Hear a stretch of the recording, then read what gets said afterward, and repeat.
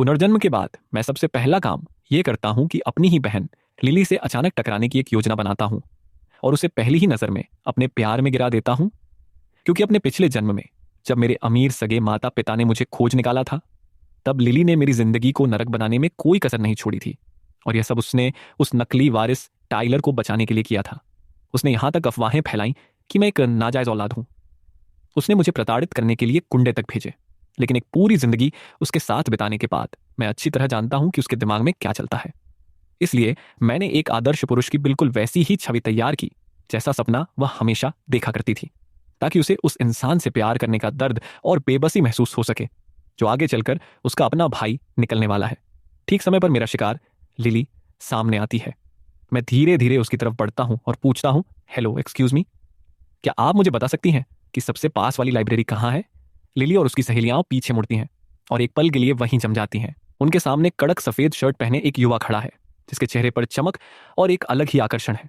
Lily के दिल की धड़कनें तेज हो जाती हैं। जब मैं दोबारा पूछता हूं तब जाकर वह होश में आती है। उसका हाथ अनजाने में ही उठ जाता है और वह ज्ञानशे रोड की तरफ इशारा करती है। उस तरफ, समझ गया, शुक्रिया। मैं उसे एक शालीन मुस्कान देता हूं और आगे बढ़ जाता हूं। लिली तब तक खड़ी होकर मेरी पीठ को ताकती रहती है जब तक कि मैं ओझल नहीं हो जाता। तभी उसकी सहेलियों की आवाज इस सन्नाटे को तोड़ती है। यह लड़का तो सच में कमाल का खूबसूरत है। मैंने अपनी पूरी जिंदगी में इतना सुंदर लड़का नहीं देखा। तो फिर उपन्यासों के वो नायक जो 17-18 की उम्र में इतने आकर्षक दिखाए जाते हैं, वे पूरी तरह काल्पनिक नहीं होते ना? कितना शानदार दिखता है। इसका हर एक नैन नक्श बिल्कुल सही जगह पर है। लिली अपनी मुट्ठी भींच लेती है। वह एक गहरी सांस लेती है। चलो, हम भी ज्ञानशे रोड की तरफ चल रहे हैं। जिस इंसान से आपको नफरत करनी चाहिए, उसी पर अपना दिल हार बैठना कैसा महसूस होता है?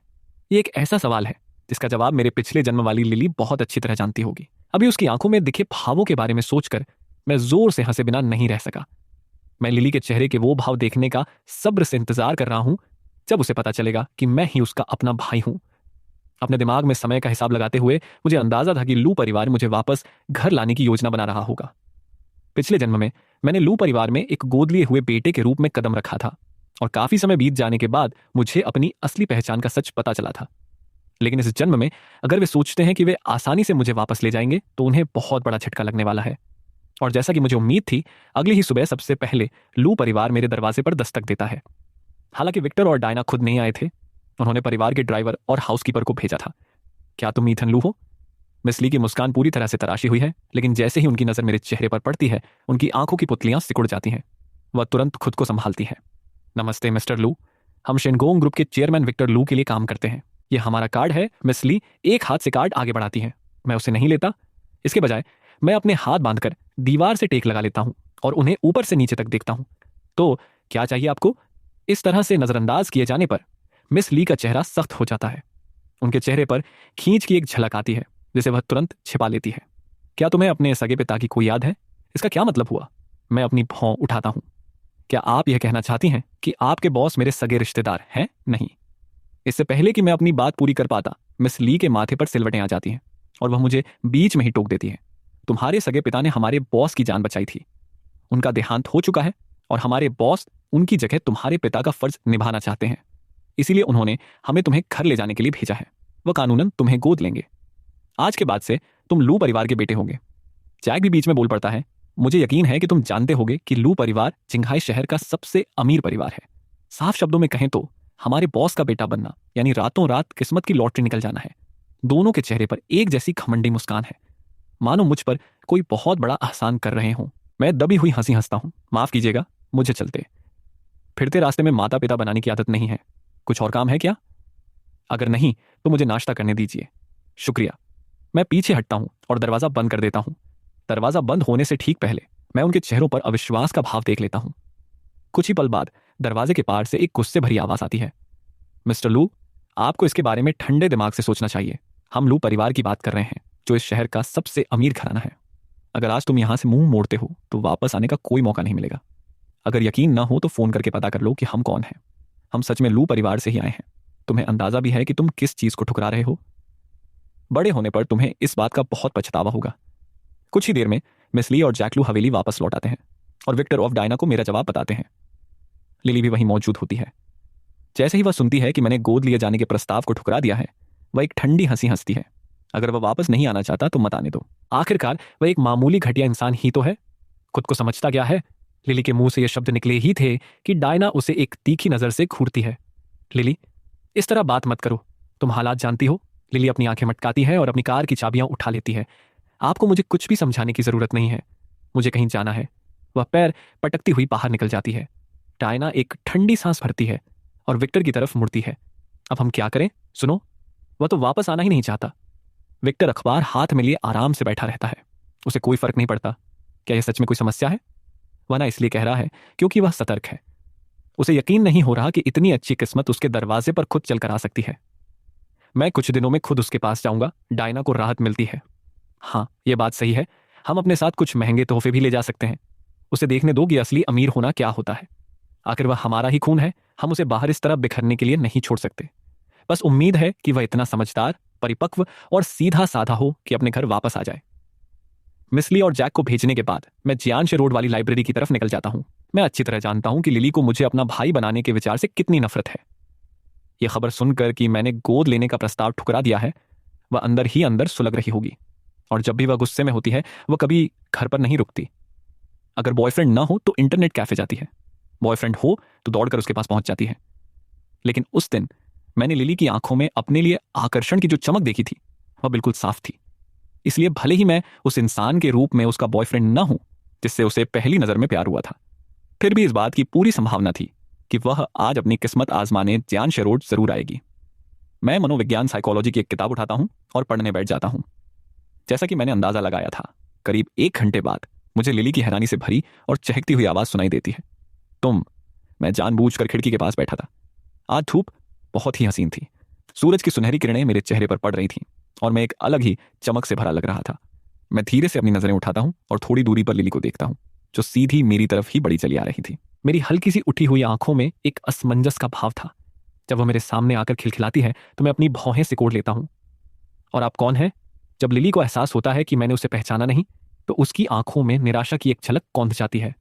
लेकिन वह तुरंत अपने चेहरे पर एक बड़ी सी मुस्कान ले आती है। तुम मुझे भूल गए? उस दिन लाइब्रेरी के गेट पर तुमने मुझसे रास्ता पूछा था। ओह, तो आप हैं। मैं ऐसे नाटक करता हूं जैसे अब मुझे याद आया हो। मैं उसे एक शिष्ट मुस्कान देता हूं। दोबारा शुक्रिया। जियांशे रोड पर मेरा पहला दिन था और मैं नक्शों के मामले में बहुत कच्चा हूं। मैं तो लगभग गलत रास्ते पर चला ही गया था। अरे कोई बात नहीं, सच में। लिली हाथ हिलाकर बात टाल देती है। फिर वह मेरे सामने वाली खाली कुर्सी की तरफ इशारा करती है।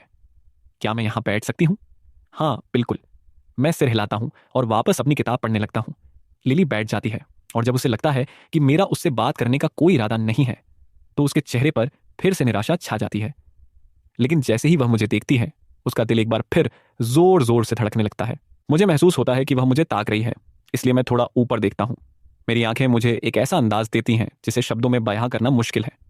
जैसे ही हमारी नजरें मिलती हैं, लिली चौंक कर होश में आती है और बात शुरू करने के लिए कुछ ढूंढने लगती है। तो मैंने ध्यान दिया कि तुम मनोविज्ञान की किताब पढ़ रहे हो। क्या तुम साइकोलॉजी की पढ़ाई कर रहे हो? नहीं, मैं किताब नीचे रख देता हूं, बस ऐसे ही पढ़ने का शौक है। अच्छा, क्या तुम अभी पढ़ाई कर रहे हो? हाँ बिल्कुल, हाई स्कूल में हो या यूनिवर्सिटी में? जाहिर है यूनिवर्सिटी में। ये सारे फिजूल के सवाल सुनकर मेरी आंखों में थोड़ी सी नापसंदगी झलक आती है। क्या आपको सच में कोई काम है? लिली मेरी आवाज में आए इस बदलाव को भांप लेती है और उसका दिल बैठ जाता है। वह जल्दी से सफाई देने लगती है। मैं तो बस ऐसे ही बात करने की कोशिश कर रही थी। मैं बस तुम्हें थोड़ा बेहतर जानना चाहती हूँ। सच्चाई हमेशा सबसे बड़ा हथियार होती है। लिली सब कुछ साफ साफ बोलने का फैसला करती है। उसकी मासूम आंखें सीधी मेरी आंखों में देखती हैं। सच कहूं तो जब से मैंने तुम्हें पहली बार देखा है, मुझे तुम पसंद आ गए हो। मैं हर रोज सिर्फ तुम्हें ढूंढने के लिए जियांशे रोड आ रही हूं। क्या तुम मुझे तुम्हें इंप्रेस करने पटाने का एक मौका दोगे? उसके इस दीवानेपन वाले नाटक से गुमराह मत होना। लिली कोई समर्पित लड़की नहीं है। वह बहुत तेजी से बॉयफ्रेंड बदलती है। उसे ऐसा लड़का बिल्कुल पसंद नहीं जो उसके इशारों पर नाचे। उसकी नजर में जिस आदमी में कोई आत्मसम्मान या अकड़ न हो, उसकी कोई कीमत नहीं होती। वरना तो वह इंसान बहुत उबाऊ और सीधा साधा लगने लगता है, जिसमें कोई चुनौती ही ना हो। एक पूरी जिंदगी उसका भाई रहने के नाते मैं अच्छी तरह जानता हूं कि उसे कैसे संभालना है। मैं बिना एक शब्द बोले लिली की पूरी बात सुनता हूं और फिर उसे एक शांत मुस्कान देता हूं। तुम मुझे पसंद करना चाहती हो या नहीं, ये पूरी तरह तुम्हारा फैसला है। तुम मुझसे इजाजत क्यों मांग रही हो? क्या क्या मतलब? अगर मैं ना कह दूंगा तो क्या तुम गायब हो जाओगी? अगर बात ऐसी है तो मेरा जवाब बिल्कुल साफ है, ना। मेरी आवाज बहुत ही विनम्र है, लेकिन मेरे चेहरे के भाव पत्थर की तरह सख्त हैं। वहां थोड़ी सी चिढ़ भी छलक रही है। मैं अपनी किताब उठाता हूं और खड़ा हो जाता हूं। कुछ और कहना है? अगर नहीं तो मैं निकल रहा हूं। लिली को बिल्कुल उम्मीद नहीं थी कि मैं इतनी जल्दी ठंडा पड़ जाऊंगा। जैसे ही मैं हिलता हूं, वह भी हड़बड़ाकर खड़ी हो जाती है। मेरा वो मतलब नहीं था। देखो, तुम्हें मुझे खुद को इंप्रेस करने की इजाजत देने की जरूरत नहीं है। मैं तो बस साफ साफ बता देना चाहती थी ताकि तुम्हें यह न लगे कि मैं छुप छुप कर कुछ कर रही हूं। तुम चाहे जो भी फैसला करो, मैं तुम्हें पसंद करना जारी रखूंगी। वह पूरी सच्चाई के साथ ये बात कहती है। मैं उसे एक ठंडी नजर से देखता हूं, जैसा तुम्हें ठीक लगे। वहां से जाने से पहले मैं पास की अलमारी से एक और किताब निकालता हूं। लिली मेरे पीछे पीछे आती है और मुझे दोपहर के खाने पर ले जाने की पेशकश करती है। मैं मना कर देता हूं, लेकिन मेरे मना करने से भी वह रुकती नहीं है। वह मेरा कॉन्टैक्ट नंबर मांगती है। अब थोड़ा परेशान होकर मैं उससे कहता हूं, शायद अगली बार अगर हम कभी दोबारा ऐसे ही टकराए, तब मैं तुम्हें अपना नंबर दे दूंगा। इस बार लिली ज्यादा जिद नहीं करती। मेरे जाते ही वह तुरंत वापस लाइब्रेरी के अंदर भागती है। उसकी वजह साफ है। हालांकि मुझे इससे कोई फर्क नहीं पड़ता। जो चीजें बहुत आसानी से मिल जाती हैं, उनकी कभी कदर नहीं होती। और जब तक लू परिवार मुझे अपने जाल में फंसाने की कोशिश कर रहा है, मुझे लिली के दिल और दिमाग पर एक गहरी छाप छोड़नी होगी। अगले कुछ दिनों तक मैं सिर्फ अपने कोलाज और किराए के कमरे के चक्कर काटता हूं। लाइब्रेरी के आसपास भी नहीं भटकता। फिर रविवार का दिन आता है और मेरे कमरे पर फिर से कुछ मेहमान आते हैं। इस बार विक्टर और डायना खुद आए हैं। जब से मैंने उनके भेजे हुए लोगों को भगाया था, विक्टर हिसाब लगा रहा था कि उसे कब कदम उठाना चाहिए। आज आखिरकार उसके पास वक्त था, इसलिए वह डायना को भी अपने साथ ले आया। जहां तक मिस ली और जैक की बात है, वे नीचे गाड़ी में इंतजार कर रहे थे। आप कौन हैं? अभी सुबह का वक्त ही है। मैं दरवाजे के फ्रेम से टेक लगाकर खड़ा हो जाता हूं। ना तो विक्टर को और ना ही डायना को उम्मीद थी कि मैं ऐसा दिखूंगा। वे दोनों मुझे देखते ही वहीं थम जाते हैं। खुद को संभालने में उन्हें थोड़ा वक्त लगता है। इतना खूबसूरत बेटा तो सिर्फ देखने भर से ही एक बहुत बड़ी संपत्ति है। और एक बार जब मैं लू परिवार में आ जाऊंगा, तो मेरी पृष्ठभूमि चाहे जो भी हो, यह चेहरा ही अपने आप में एक बहुत बड़ा हथियार साबित होगा। नमस्ते नवी युवक। मुझे हैरानी होगी अगर तुम जानते होगे कि मैं कौन हूं। यहां आने से पहले विक्टर आधा झुंझलाया हुआ था। आखिरकार अपने उस बेटे के लिए जिसे उसने कभी एक दिन भी नहीं पाला था, वह अंदर से बिल्कुल बेपरवाह था। अगर खून का रिश्ता न होता तो वह यहां आने की जहमत भी न उठाता। लेकिन अब यह मुलाकात उसकी उम्मीद से कहीं ज्यादा फायदेमंद साबित हो रही थी। विक्टर अपने चेहरे पर एक बनावटी गर्म जोशी भरी मुस्कान लाता है। मैं अपनी भौं उठाता हूं। अगर मुझे पता होता कि आप कौन हैं, तो क्या मैं पूछता? मेरी बात करने का लहजा विक्टर को अंदर ही अंदर असहज कर देता है। लेकिन जब वह इस बारे में सोचता है कि मैं लू परिवार के लिए कितना फायदेमंद साबित हो सकता हूं और मुझे अपने साथ जोड़ने का क्या फायदा होगा, तो वह अपने गुस्से को पी जाता है। उसके दिमाग में कभी यह विचार आया ही नहीं कि मैं मना भी कर सकता हूं। आखिरकार वह जिंघाई शहर का सबसे अमीर आदमी है। एक किशोर को अपने इशारों पर चलाना तो उसके लिए बच्चों का खेल होना चाहिए। मुझे अपना परिचय देने दो। मैं विक्टर लू हूं, शेनगोंग ग्रुप का चेयरमैन। यह मेरा कार्ड है। वह एक शालीन मुस्कान के साथ कार्ड आगे बढ़ाता है। मैं उसे नहीं लेता। इसके बजाय मैं रूखेपन से पूछता हूं, तो आपको चाहिए क्या? मेरे अंदर सम्मान का एक कतरा भी नहीं है। डायना के माथे पर खिंचाव आ जाता है। विक्टर बिना किसी झिझक के कार्ड को वापस अपनी जेब में रख लेता है। बात यह है कि कुछ दिन पहले एक आदमी और एक औरत तुमसे मिलने आए थे, याद है? उन्होंने तुम्हें पूरी बात समझाई होगी। तुम्हारे पिता ने मेरी जान बचाई थी। मरने से पहले उनकी आखिरी इच्छा यही थी कि मैं तुम्हें ढूंढूं और सब कुछ ठीक करूं। मैं उसे बीच में ही काट देता हूं। आप चाहते हैं कि मैं आपका बेटा बन जाऊं? विक्टर सिर हिलाता है। हाँ, और चिंता मत करो, मैं यह काम पूरे नियम कायदों के साथ करूंगा। पूरे जिंघाई शहर को पता चलेगा कि तुम मेरे बेटे हो। वह एक गहरी सांस लेता है और एक सीखी सिखाई गर्मजोशी के साथ मेरी तरफ देखता है। मैं जानता हूं कि तुमने बहुत छोटी उम्र में अपनी मां को खो दिया था। 17 साल की उम्र तक अकेले बड़े होना आसान नहीं रहा होगा। लेकिन अतीत में जो कुछ भी हुआ, अब मैं तुम्हें और तकलीफ नहीं सहने दूंगा। लू परिवार भले ही दुनिया में सबसे अमीर न हो, लेकिन जिंघाई शहर में हमारा बहुत रुतबा है। तुम जो भी करना चाहो, हम तुम्हारा पूरा साथ दे सकते हैं। आज से तुम मेरे बेटे हो। विक्टर ये शब्द पूरे नाटक और भावनाओं के साथ बोलता है। मुझे कुछ महसूस नहीं होता। मेरा चेहरा बिल्कुल सपाट रहता है। जी नहीं, शुक्रिया। मेरा जवाब अब भी वही है। मुझे राह चलते बाप बनाने की आदत नहीं है। उसने सपने में भी नहीं सोचा था कि यह सब सुनने के बाद भी मैं ना कहूंगा। उसका चेहरा उतर जाता है। यह राह चलते बाप बनाना कैसे हुआ? तुम्हारे पिता ने मेरी जान बचाई थी। मेरे पिता ने आपकी जान बचाई थी, मैंने नहीं। आपने इतने सालों तक उन्हें अच्छा खाना खिलाया और उनकी देखभाल की, उतना काफी है।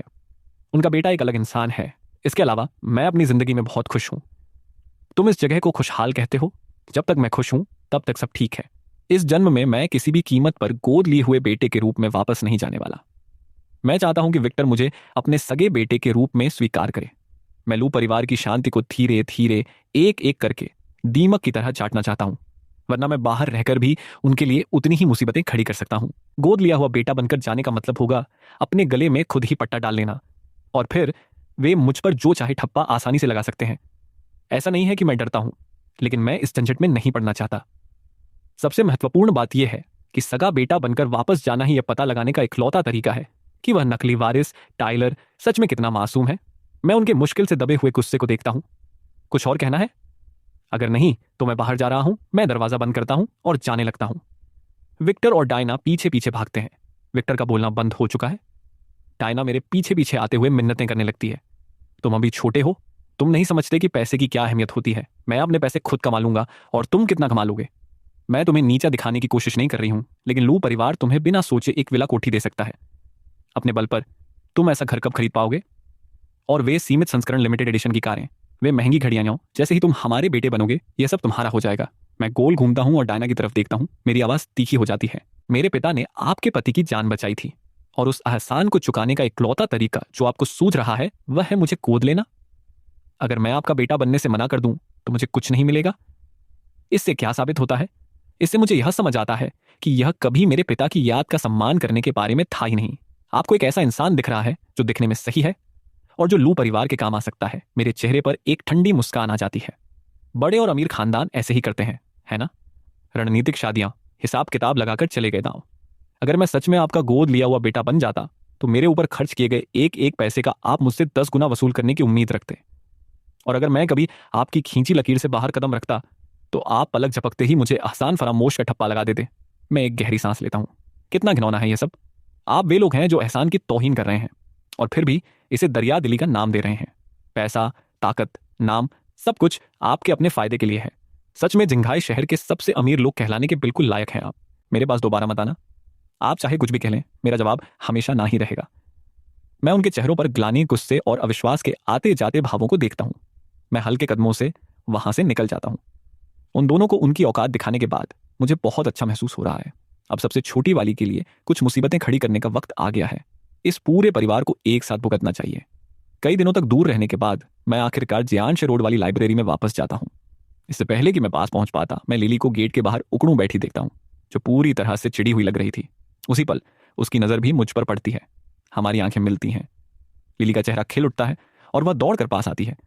तुम मुझे आखिरकार फिर से मिल गए। क्या अब मुझे तुम्हारा नंबर मिल सकता है? मैं अपनी भौहें सिकोड़ता हूं। मेरा चेहरा एकदम ठंडा और सपाट है। मेरे इस रूप से घबराकर लिली संभल कर कहती है, तुमने पहले कहा था कि अगर हम दोबारा टकराए तो तुम। इससे पहले कि वह अपनी बात पूरी कर पाती, मैं उसे बीच में ही रोक देता हूं। मेरे चेहरे पर एक कड़वी हंसी है। अमीर लोग सब एक जैसे होते हैं, हमेशा किसी छोटे, सीधे, सादे और आसानी से काबू में आने वाले इंसान के पीछे पड़े रहते हैं, है ना? मेरा इशारा बिल्कुल साफ है। कोई बात मुझे परेशान कर रही है। लिली सहम जाती है और जब मैं मुड़कर जाने लगता हूं तो वह हताशा में मेरे पीछे भागती है। क्या कुछ हुआ है? मुझे बताओ ना, शायद मैं तुम्हारी कोई मदद कर सकूं। मैं उसे पूरी तरह नजरअंदाज करता हूं। ठीक है, देखो, मैं मानती हूं कि पहली नजर का प्यार अक्सर सिर्फ एक आकर्षण होता है, लेकिन मेरा इरादा तुम्हें परेशान करने का या तुम पर किसी भी तरह का दबाव डालने का बिल्कुल नहीं था। मैं अपने होंठ खींच लेता हूं। जबरदस्ती के रिश्ते ज्यादा दिन नहीं टिकते। मुझे जो चाहिए वह सम्मान, बराबरी और सच्ची भावनाओं की बुनियाद पर बना रिश्ता है। लिली मेरे अंदर आए इस बदलाव को देखती है। वह थोड़ी राहत की सांस लेती है और पूरी सच्चाई के साथ आगे बढ़ती है। जब से तुमने कहा था कि अगली बार मिलने पर तुम मुझे अपना नंबर दोगे, मैं हर रोज सिर्फ तुम्हें दोबारा देखने की उम्मीद में इस लाइब्रेरी में आ रही हूं। मैं बस तुम्हारी दोस्त बनना चाहती हूं। मैं उसे एक नजर देखता हूं। मेरे चेहरे के भाव सब बयां कर रहे थे। फिलहाल के लिए, लिली कहती है, लेकिन मुझे यकीन है कि एक दिन मैं तुम्हारा दिल जीत लूंगी। उसकी उस हिम्मत को देखकर मेरे अंदर की बर्फ आखिरकार पिघलने लगती है। लिली बिना पल गंवाए आगे बोलती है, हो सकता है पहली नजर में तुम्हें मुझ में कुछ खास न लगा हो, लेकिन जब तुम मुझे जानने लगोगे तो तुम्हें एहसास होगा कि मुझे पसंद करना कितना आसान है। मैं अपनी भौं उठाता हूं। तुम और दिखने में खास नहीं? लिली सच में दिखने में बुरी नहीं है। लंबी, एक चमकदार और खिलखिलाते चेहरे वाली लड़की। वह कॉलेज में हर किसी का ध्यान खींच लेती है। उस पर से ढेर सारा पैसा। वह तो एक तरह से अपने कॉलेज की स्टार है। जब तक हमारी बातचीत खत्म होती है, हमारे बीच की दूरी काफी हद तक कम हो चुकी होती है। हम एक कैफे ढूंढते हैं और कॉफी ऑर्डर करते हैं। लिली मुझसे पूछती है कि मैं पहले इतना परेशान क्यों लग रहा था। मैं कुछ देर चुप रहता हूं और फिर बहुत सोच समझकर अपने शब्द चुनता हूं। मैं उसे बताता हूं कि आज एक अमीर जोड़ा मेरे पास आया था, यह दावा करते हुए कि मेरे परिवार पर उनका कोई कर्ज था और अब वे मुझे गोद लेना चाहते हैं। लिली के चेहरे के भाव देखने लायक होते हैं। तुम लगभग बालिग होने वाले हो, वे अब तुम्हारे पास आकर तुम्हें गोद क्यों लेना चाहते हैं? ये सब क्या बकवास है? मैं उसे देखता हूं लेकिन आगे कुछ नहीं कहता। उनका परिवार बहुत अमीर है। उन्होंने कहा कि अगर मैं उनका बेटा बनने के लिए तैयार हो जाऊं तो मुझे सालों की कड़ी मेहनत और संघर्ष से मुक्ति मिल जाएगी। ओहो, तो क्या अमीर होने से कोई खास बन जाता है? लिली अविश्वास में हंसती है। इससे पहले कि वह अपनी बात पूरी कर पाती उसका चेहरा फक पड़ जाता है। ओह हाँ, मैं अच्छी तरह जानता हूं कि वह आगे क्या कहने वाली है। मैं सिर हिलाता हूं। मैं एक अनाथ हूं। मैंने कभी अपने पिता को नहीं देखा। मेरी माँ मुझे तब छोड़कर चली गई थी जब मैं 7 साल का था। उसके बाद मैंने अजनबियों के दान और मदद के सहारे अपनी पढ़ाई पूरी की। मेरी आवाज बहुत हल्की और शांत है। मेरा चेहरा बिल्कुल सामान्य है, लेकिन किसी तरह यही सादगी इस बात को और गहराई से चुभा देती है। लिली का दिल पसीज जाता है। वह सब तुम्हारे लिए कितना मुश्किल रहा होगा ना? ज्यादा नहीं। मुझे अकेले रहने की आदत हो गई थी, इसलिए जब ये अनजान लोग अचानक कहीं से आकर ये सब बातें करने लगे तो मुझे थोड़ा गुस्सा आ गया। मैंने पहले अपना वो गुस्सा तुम पर निकाल दिया। माफ करना, माफी मत मांगो। गलती उनकी है। लिली को जरा भी अंदाजा नहीं है कि जिस अमीर जोड़े का जिक्र मैं कर रहा हूं वे कोई और नहीं बल्कि उसके खुद के माता पिता हैं, या ये कि मैं ही उसका वह निकम्मा और बदतमीज भाई हूं जिससे वह सख्त नफरत करती है। उसे समझ नहीं आता कि क्या कहे। आखिरकार वह जिस जगह खड़ी है वहां से वह मुझे कोई बड़ा वादा करने की हैसियत नहीं रखती। एक लंबे सन्नाटे के बाद लिली एक गहरी सांस लेती है। क्या तुम अभी किसी परेशानी में हो? अगर तुम्हें किसी मदद की जरूरत है तो मैं यहां हूं। और प्लीज उस जोड़े को खुद को गोद मत लेने देना। तुम नहीं जानते, कुछ अमीर लोग बहुत बेरहम होते हैं। वे जो कुछ भी करते हैं सिर्फ अपने फायदे के लिए करते हैं। तुम दिखने में बहुत अच्छे हो। अगर तुम सच में उनके बेटे बन गए तो क्या तुम सिर्फ उनके इशारों पर नाचने वाली कठपुतली नहीं बन जाओगे? मैं जानता हूं, और मैं अभी बिल्कुल ठीक हूं। मेरे पास पैसों की कोई कमी नहीं है। मैं लिली के चेहरे पर साफ दिख रही चिंता को देखता हूं और अपनी मुस्कान रोक नहीं पाता। चिंता मत करो, मैंने अपना फैसला साफ कर दिया है। उनकी कोई भी बात मेरा जवाब नहीं बदल सकती। लिली आखिरकार चैन की सांस लेती है, लेकिन उसके माथे पर अब भी बल पड़े हुए थे। ऐसे लोग इतनी आसानी से हार नहीं मानते। मुझे बताओ कि वे कौन है? मेरा परिवार भले ही सबसे अमीर ना हो, लेकिन जिंघाई शहर में हमारी अच्छी पहचान है। मैं एक फोन करूंगी और वे तुम्हें दोबारा कभी परेशान नहीं करेंगे। जरूरत नहीं है। उन्हें बस एक जोकर की तरह समझो। मैं अपना सिर हिलाता हूं। तुमसे बात करके सच में अच्छा लगा। मेरा मन काफी हल्का हो गया है। मैं अपना फोन निकालता हूं और आखिरकार लिली को अपना कांटेक्ट जोड़ने देता हूं। किसी का आदर्श बनने के लिए, कोई ऐसा इंसान बनने के लिए जिसके बारे में वे सोचना बंद ना कर सके, ज्यादा कुछ नहीं लगता। एक ऐसा चेहरा जो उनके कदमों को रोक दे, शुरुआत के लिए काफी है। लेकिन अगर आप चाहते हैं कि वे सच में आपके दीवाने हो जाएं, आपको अपने दिमाग से निकाल ना पाएं, तो आपको कभी गर्म तो कभी ठंडा रुख अपनाना होगा। कभी करीब खींचना होगा तो कभी दूर धकेलना होगा। जब सही मौका मिले तो उन्हें अपने अंदर की किसी प्रभावकारी चीज की एक झलक दिखाओ, लेकिन रहस्य बनाए रखो। सिर्फ उतना ही जाहिर करो जितने से उनकी चाहत बनी रहे। उदाहरण के लिए, लिली के साथ कॉफी पीते हुए मैंने बातों बातों में यह जिक्र कर दिया कि 15 साल की उम्र में ही मेरा एडमिशन सीधे किंग बे यूनिवर्सिटी में हो गया था। थोड़ी देर बाद मैं वहां से जाने का बहाना बनाता हूं। तुम कहां जा रहे हो? मैं तुम्हें छोड़ देती हूं। लिली जाहिर तौर पर अलग होने से हिचकिचा रही है। जिस तरह से वह मुझे देख रही है उसमें एक तरह की बेताबी है। मैं उसकी बात नहीं मानता। मुझे एक काम निपटाना है। जो जगह मैंने खरीदी है उसका अभी इंटीरियर मरम्मत नहीं हुआ है। मुझे एक अच्छी टीम ढूंढनी है। क्या हम कभी खाने पर मिल सकते हैं? वह मेरे साथ आना चाहती है, लेकिन मेरे चेहरे के भाव इतने खींचे हुए हैं कि वह खुद को रोक लेती है। हम अभी इतने करीब नहीं हुए हैं। बहुत ज्यादा बेताबी दिखाने से मैं दूर भाग सकता हूं। मैं उसे एक छोटी सी मुस्कान देता हूं। हाँ बिल्कुल। तो फिर पक्का रहा। लिली मुझे जाते हुए देखती रहती है और काफी देर तक वहीं खड़ी रहती है, जब तक कि वह होश में नहीं आती। किसी सपने में खोई हुई लड़की की तरह वह अपना फोन निकालती है और मेरी प्रोफाइल पिक्चर को ताकती है। एक सादा सा नाम, एक खाली सोशल मीडिया फीड जिस पर लगभग कुछ भी नहीं है। फिर भी लिली के होंठों के कोने मुस्कुराने से रुक ही नहीं रहे थे। आखिरकार उसके पास मेरा कांटेक्ट नंबर है और अब वह मेरा नाम जानती है। ईथन लू। कितना प्यारा नाम है। और उसका सरनेम भी वही है जो उसका है। क्या यह किस्मत नहीं है? क्या उनका परिवार बनना पहले से तय नहीं था? लिली एक लंबी सांस लेती है और हवा में तैरते हुए घर की तरफ निकल पड़ती है। अगर शेनकोंग ग्रुप जिंघाई शहर में रियल एस्टेट का सबसे बड़ा नाम है तो गोल्डन मून ज्वेलरी जिंघाई शहर में बेहिसाब दौलत का प्रतीक है। केवल ताकतवर और अमीर लोग ही गोल्डन मून के आभूषण खरीदने की हैसियत रखते हैं। ज्यादातर आम लोगों ने तो इस ब्रांड का नाम तक नहीं सुना होता। और मैं गोल्डन मून ज्वेलरी का सबसे बड़ा शेयरधारक हूं। जब मैं इसका शेयर होल्डर बना था तब मैं सिर्फ 13 साल का था। गहरे हरे रंग इंपीरियल ग्रीन के पन्ने का एक ही टुकड़ा मू परिवार को दिवालिया होने की कगार से बचाने के लिए काफी था। और उस एक चीज ने मुझे मू परिवार का सबसे बड़ा मददगार बना दिया। इसके बदले में मुझे गोल्डन मून ज्वेलरी का 50% हिस्सा मिला। उसके बाद से हर साल मैंने म्यांमार की यात्रा की और ब्रांड को बेचने के लिए नायाब और कीमती कच्चे पत्थर रत्न लाकर दिए। उन्हीं पत्थरों ने गोल्डन मून को जिंघाई शहर का फाइन ज्वेलरी के मामले में निर्विवाद बादशाह बनाया। पूरा मुंह परिवार मेरा गहराई से शुक्रगुजार है और उन्होंने मुझसे कहा है कि जब भी मुझे किसी चीज की जरूरत हो मैं बेझिझक उनके पास आ सकता हूं। लेकिन मैं किसी पर भी पूरी तरह भरोसा नहीं करता। मेरे अनुभव में आप कभी नहीं जान सकते कि किसी के दिल में सच में क्या चल रहा है।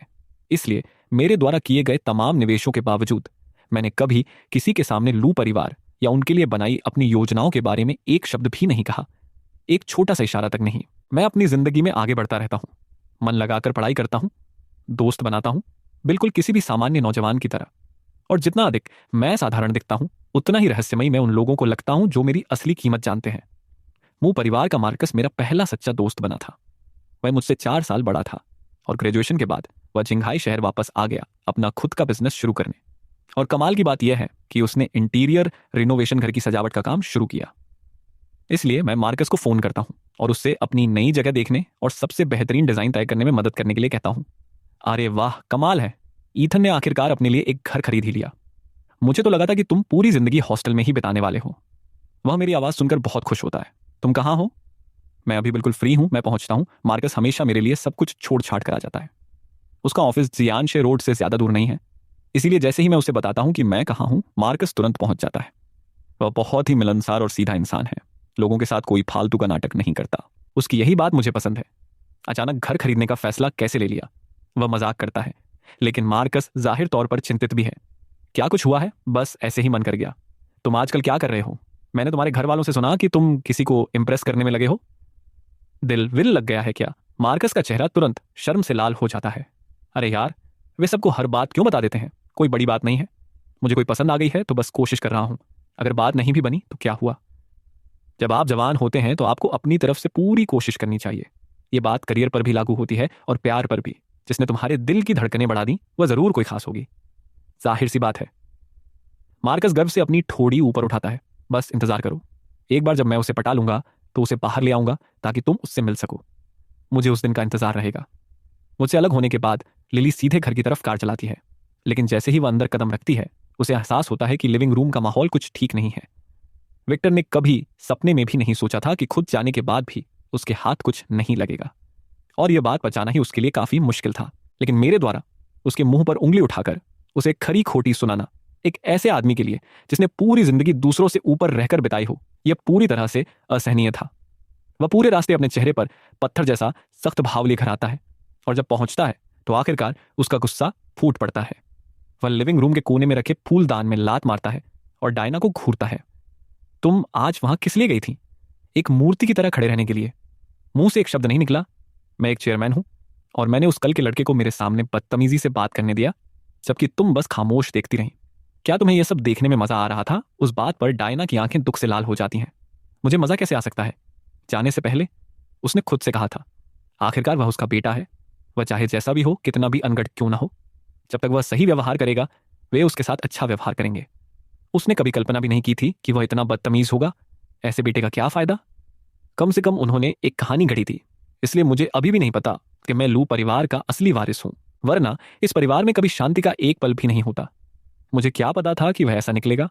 वह बाहर पला बड़ा है, उसमें रत्ती भर भी तमीज नहीं है। विक्टर के गुस्से का सामना करते हुए डायना ने मेरे प्रति बची कुची सहानुभूति भी खो दी है। वह अपनी आंख के कोने को पहुंचती है। वह गोद नहीं लिया जाना चाहता तो मत लेने दो उसे। भलाई का तो जमाना ही नहीं रहा। मैं अपना दिल ऐसे काम में नहीं लगाने वाली, और उसके इस रवैये के साथ अगर वह सच में यहां आ गया तो वह मुझे समय से पहले ही कब्र में पहुंचा देगा। इसके बाद उसके साथ जो भी हो, अगर वह संघर्ष करता रहे तो उसे कुछ पैसे भेज देना। इसे इस जन्म का मां बेटे का रिश्ता खत्म करना मान लेना। अब से उसका इकलौता बेटा सिर्फ टाइलर है। डायना मुझसे पूरी तरह से अपना हाथ खींच लेती है। विक्टर भी इसे जाने देना पसंद करता, लेकिन हर बार जब वह इस बारे में सोचता है कि मैं उसके किस काम आ सकता हूं तो वह थोड़ा नरम पड़ जाता है।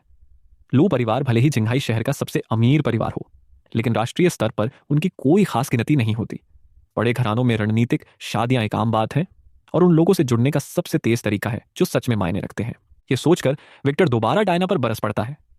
तुम्हारे लिए कहना आसान है, मैं भी उससे कोई रिश्ता नहीं रखना चाहता, लेकिन क्या होगा अगर किसी और को पता चल जाए कि वह कौन है और वे इसका इस्तेमाल हमारे खिलाफ कर लें?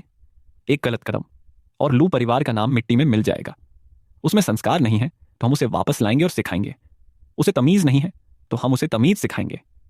तुम्हें डर है कि वह तुम्हें तनाव देगा, लेकिन क्या तुम्हें इस बात का डर नहीं है कि बाहर के लोग क्या कहेंगे? नौकर चाकर लिविंग रूम में नहीं है, इसलिए विक्टर खुद को रोक नहीं रहा है। औरतें हमेशा का मक्खल। तुम सिर्फ वही देखती हो जो तुम्हारी आंखों के सामने होता है, और तुम इस सबके पीछे छिपे बड़े दांव को नहीं देख सकती। जब तक नहीं पता था कि वह जिंदा है तब तक ठीक था। अब जब पता चल गया है कि वह है, तो इसका मतलब है कि हमें उसे घर लाना ही होगा। विक्टर की बातें तर्कसंगत लगती हैं, लेकिन मुझसे मिलने के बाद टाइना सच में मुझे वापस नहीं चाहती। वह सोफे पर बैठ जाती है, कड़वाहट और दुख से भरी हुई। वह गुस्से में है और दुखी भी, लेकिन वह गोद नहीं लिया जाना चाहता। हम उसे सच तो बता नहीं सकते, और अगर वह सगे बेटे के रूप में वापस आता है तो टाइलर का क्या होगा? टाइलर का हमसे कोई खून का रिश्ता नहीं है। वह कितना अच्छा है, कितना दयालु है। सच जानकर तो वह पूरी तरह टूट जाएगा। ज्यादा क्या मायने रखता है टाइलर या लू परिवार? विक्टर के पास इन बातों के लिए सब्र नहीं है। और मैंने कब कहा कि हम उसे सच बताने वाले हैं? लोग जब तक उन्हें किनारे तक न धकेला जाए हमेशा बड़ी बड़ी बातें करते हैं। वह थोड़ी झेंपते हुए अपनी जगह पर हिलती है। बहुत देर हो गई है और मैं तुम्हें इतनी दूर घसीट लाई। मुझे सच में बहुत अफसोस है। उसकी घबराहट के उलट मैं पूरी तरह से बेफिक्र हूं। परेशान मत हो, मुझे सच में भूख लग रही है। क्या हम बारबेक्यू खाने नहीं जा रहे थे? किंग बे यूनिवर्सिटी के पास एक बहुत बढ़िया जगह है। मेरे पीछे आओ। लिली अभी भी थोड़ी उलझन में है, पर सिर हिला देती है। किंग बे यूनिवर्सिटी का इलाका खाने पीने के स्टॉल से खचाखच भरा हुआ है, और हर तरफ बारबेक्यू की दुकानें हैं। मैं सबसे अच्छे रिव्यू वाली दुकान चुनता हूं और उसे वहां ले जाता हूं। अब तक काफी देर हो चुकी है। रेस्टोरेंट लगभग पूरा भरा हुआ है, और देर रात का खाना खाने आए किंग बे यूनिवर्सिटी के छात्रों के शोर शराबे से गूंज रहा है। मेरे बैठते ही लोगों की नजरें मुझ पर टिक जाती हैं। कई लड़कियां बार बार मेरी तरफ देख रही हैं, लेकिन मेरे सामने लिली को बैठा देखकर वे रुक जाती हैं और लिली को जलन भरी निगाहों से देखने लगती हैं। इस पल में लिली का गर्व आसमान छूने लगता है। जिस तरह से वह मुझे देखती है, उसकी आंखों में एक अलग ही गर्मजोशी आ जाती है। मैं ये सब देखता हूं और मन ही मन हंसता हूं। ऑर्डर देने के बाद मैं स्टाफ को इशारा करके मेन्यू वापस सौंप देता हूं और शून्य में ताकने लगता हूं। मेरा दिमाग कहीं और भटक जाता है, और मेरा लिली से बात करने का कोई इरादा नहीं है। साफ दिख रहा है कि मेरा मूड अच्छा नहीं है। लिली अपनी सीट पर असहज होकर हिलती है। वो बहुत सोच विचार करती है और आखिरकार बात शुरू करने के लिए एक सही बहाना ढूंढ लेती है। हमने इतना तीखा खाना ऑर्डर कर दिया है, क्या हमें पीने के लिए कुछ नहीं लेना चाहिए? उसकी बात मुझे वापस होश में लाती है। तुम्हें जो पसंद हो ले लो। तुम क्या पीना पसंद करोगी? Bubble tea? मैं जाकर ले आता हूं। इससे पहले कि लिली अपनी बात पूरी कर पाती, बबल टी का एक कप हमारी मेज पर आकर टिक जाता है। लिली पलकें झपकाती है, ऊपर देखती है और एक बेहद खूबसूरत लड़की को सीधे मेरी तरफ देखकर मुस्कुराते हुए पाती है। फिर से देर रात का नाश्ता करने निकले हो? लो, तुम्हारी पसंदीदा जामुनी हरी चाय जेड ग्रीन मिल्क टी। लड़की देखने में 20-22 साल की लगती है, ऊपर से बहुत ही कोमल और नाजुक। ध्यान दे, सिर्फ ऊपर से उसकी पहली ही लाइन उसकी नीयत साफ कर देती है। लिली के दिमाग में तुरंत खतरे की घंटी बज उठती है। मैं शांति से ऊपर देखता हूं। क्लोए, तुम भी यहां हो। इस लड़की का नाम क्लोई गुजी है, जो किंग बे यूनिवर्सिटी में फाइनेंस की स्टूडेंट है। मुझसे 1 साल सीनियर है और कैंपस की सबसे चर्चित लड़कियों में से एक है। लड़के उससे बात करने के लिए कतार में लगे रहते हैं, लेकिन वह भी पहली ही नजर में मुझ पर दिल हार बैठी थी। हालांकि उसका घमंड उसे यह बात मानने ने नहीं देता।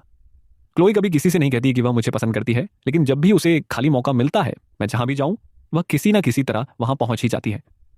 और जो भी लड़की मेरे ज्यादा करीब आने की कोशिश करती है, वह उसे पीछे हटाने का रास्ता ढूंढ लेती है। आज की रात भी अलग नहीं है। उसका पहला ही जुमला लिली पर एक तंज था, और दूसरा जुमला मेरे साथ अपनी करीबी दिखाने के लिए था। कमजोर दिल वाली कोई भी लड़की अब तक पीछे हट चुकी होती, लेकिन लिली वैसी लड़की नहीं है। वह तुरंत मामला समझ जाती है। ये उसकी प्रतिद्वंद्वी सौतन है। लिली एक गहरी सांस लेती है और उसके अंदर मुकाबले की आग भड़क उठती है। मैं भी देर रात का खाना खाने आई हूं। क्लोई मेरे ठीक बगल वाली कुर्सी खींचकर बैठ जाती है, और उसके ठीक पीछे उसी उम्र की 3 और लड़कियां भी कुर्सियां खींचकर बैठ जाती हैं। लिली का चेहरा एक ही पल में उतर जाता है। वे तीनों पहले ही मुस्कुराते हुए मुझसे अपना परिचय देने लगती हैं। टिफनी तो बिन बुलाए मेहमान बनने के लिए हाथ जोड़कर माफी मांगने का नाटक भी करती है। जैसे ही वह यह कहती है, मोनिका तुरंत बीच में बोल पड़ती है, लेकिन क्लोई तुम्हारे बारे में बातें करना बंद ही नहीं करती, इसलिए हमें खुद आकर देखना पड़ा। एला आगे जोड़ती है, बिल्कुल, वह तो लगभग तुम्हारी तारीफों के पुल बांधती रहती है। हमें लगा कि वह बड़ा चढ़ाकर कह रही है, लेकिन आज तुम्हें देखकर लगा कि अफवाहें बिल्कुल सच थीं। तुम लोग क्या बकवास कर रही हो? क्लोए हंसते हुए उन्हें बीच में ही रोक देती है। ईथन, इनकी बातों पर ध्यान मत दो। इन्हें बातें बनाने की आदत है। वे चारों आपस में इस तरह खेल रही हैं कि लिली को पूरी तरह से अलग थलग कर दिया है। यह बिल्कुल वही नजारा है जो मैं देखना चाहता था। मैं अपनी आंख के कोने से लिली को देखता हूं। उसकी हालत बहुत खराब हो चुकी है, इसलिए मैं एक शालीन मुस्कान देता हूँ। क्लोए, आप सभी ध्यान दें, ये मेरी दोस्त है लिली। आज रात मैं इसी के साथ यहाँ आया हूँ। मैं लिली को इस तरह नीचा नहीं देखने दे सकता, कम से कम अभी तो बिल्कुल नहीं। इस पल में उसकी ढाल बनना मेरे लिए उसकी भावनाओं को कम से कम 10% और बढ़ा देगा। क्लोए की मुस्कान एक पल के लिए जम जाती है, फिर वह बहुत ही सफाई से लिली की तरफ मुड़ती है। ओहो, तो तुम ईथन की दोस्त हो? सो सॉरी, मैंने तुम्हें पहले देखा ही नहीं। क्लोए की तीनों सहेलियां भी सुर में सुर मिलाती हैं। अरे सच में बहुत बहुत सॉरी। उनकी यह माफी पूरी तरह से खोखली है, लेकिन लिली एक गहरी सांस छोड़ती है। वह चेहरे से मुस्कुराती है, पर उसकी आंखों में कोई मुस्कान नहीं है। कोई बात नहीं, ईथन का कोई भी सीनियर मेरा भी सीनियर ही है। आप लोग क्या खाना पसंद करेंगी? आज रात का बिल मेरी तरफ से है। ओ, हम ऐसा बिल्कुल नहीं होने दे सकते। क्लोए भी हार मानने वालों में से नहीं है। तुम किंगबे यूनिवर्सिटी की स्टूडेंट नहीं हो, है ना? तुम हमारे कैंपस में मेहमान हो। बिल तो हम ही देंगे, बिल मैं ही भरूंगी। अरे वाह, फिर तो तुम्हारा बहुत बहुत शुक्रिया। लिली एक बड़ी सी मुस्कान के साथ मेरी तरफ मुड़ती है। ईथन, क्योंकि आज रात क्लोई खिला रही है, इसलिए मैं तुम्हें अगली बार बाहर ले जाऊंगी। ये देखो। क्लोई की मुस्कान एक बार फिर जम जाती है, सिर्फ एक पल के लिए, लेकिन मैं इसे साफ देख लेता हूं। मैं मुस्कुराता हूं और सिर हिलाता हूं। क्लोई कोई बहुत अच्छी इंसान नहीं है। किसी को पसंद करना लेकिन मुंह से न कहना, और पर्दे के पीछे रहकर हर उस लड़की को भगाना जो उसके करीब आने की कोशिश करे। मैं अभी किसी रिश्ते की तलाश में नहीं हूं, लेकिन उसका यह छोटा सा खेल एक ऐसा ड्रामा है जिसे देखने में मुझे मजा आता है। और लिली भी पूरी तरह से एक लू ही है। एक तरफ चार और दूसरी तरफ अकेली वह। फिर भी वह बिना किसी शिकन के अपनी जगह पर डटी हुई है। खाना खत्म होने तक वह एक भी राउंड नहीं हारी। उन चारों ने मिलकर उसे पीने में हराने की कोशिश की, लेकिन लिली ने उन चारों को एक एक करके चित्त कर दिया। यह होती है औरतों की आपसी दुश्मनी की ताकत। जब मैं देखता हूं कि काफी देर हो चुकी है तो मैं निकलने का सुझाव देता हूं। लिली अपना आखिरी और करारा वार करती है। वह क्लोई की तरफ देखती है, जो खुद को मुश्किल से संभाल पा रही थी, और कहती है, क्लोई, मैं और ईथन अब निकल रहे हैं। आज रात के खाने के लिए शुक्रिया।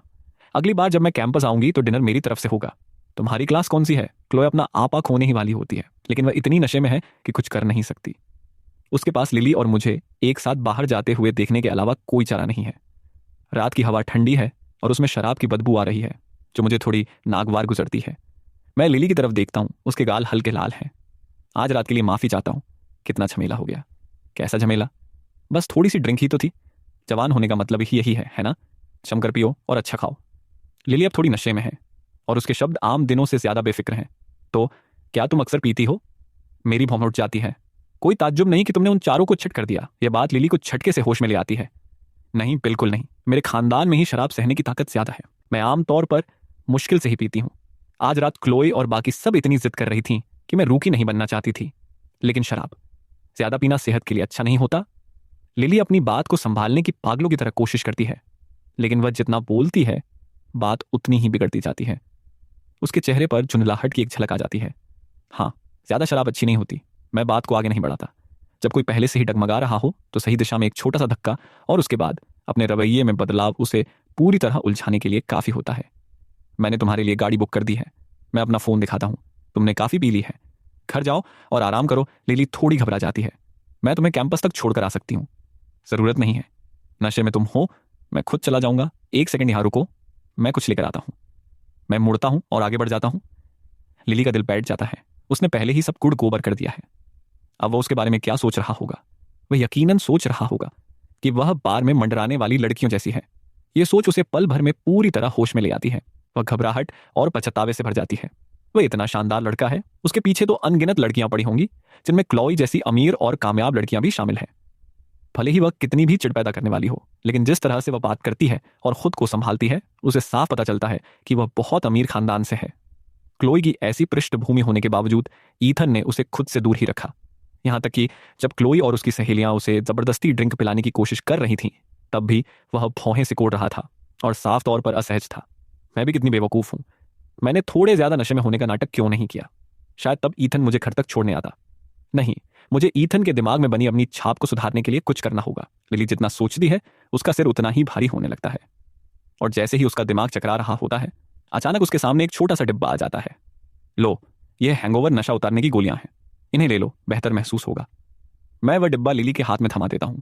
मैं जानता हूं कि किसी को सच में अपने प्यार में गिराने के लिए आपको उसकी भावनाओं को तब तक आगे पीछे खींचते रहना होगा जब तक कि उसकी हर एक खुशी और गम आपके हर एक कदम से न जुड़ जाए। तब जाकर आपको पता चलता है कि शिकार जाल में फंस चुका है। इसीलिए जब लिली मुझे यह बताने के लिए मैसेज भेजती है कि वह सुरक्षित घर पहुंच गई है, तो मैं उस पर एक नजर भी नहीं डालता। मैं अपना काम निपटाता हूँ और सो जाता हूँ।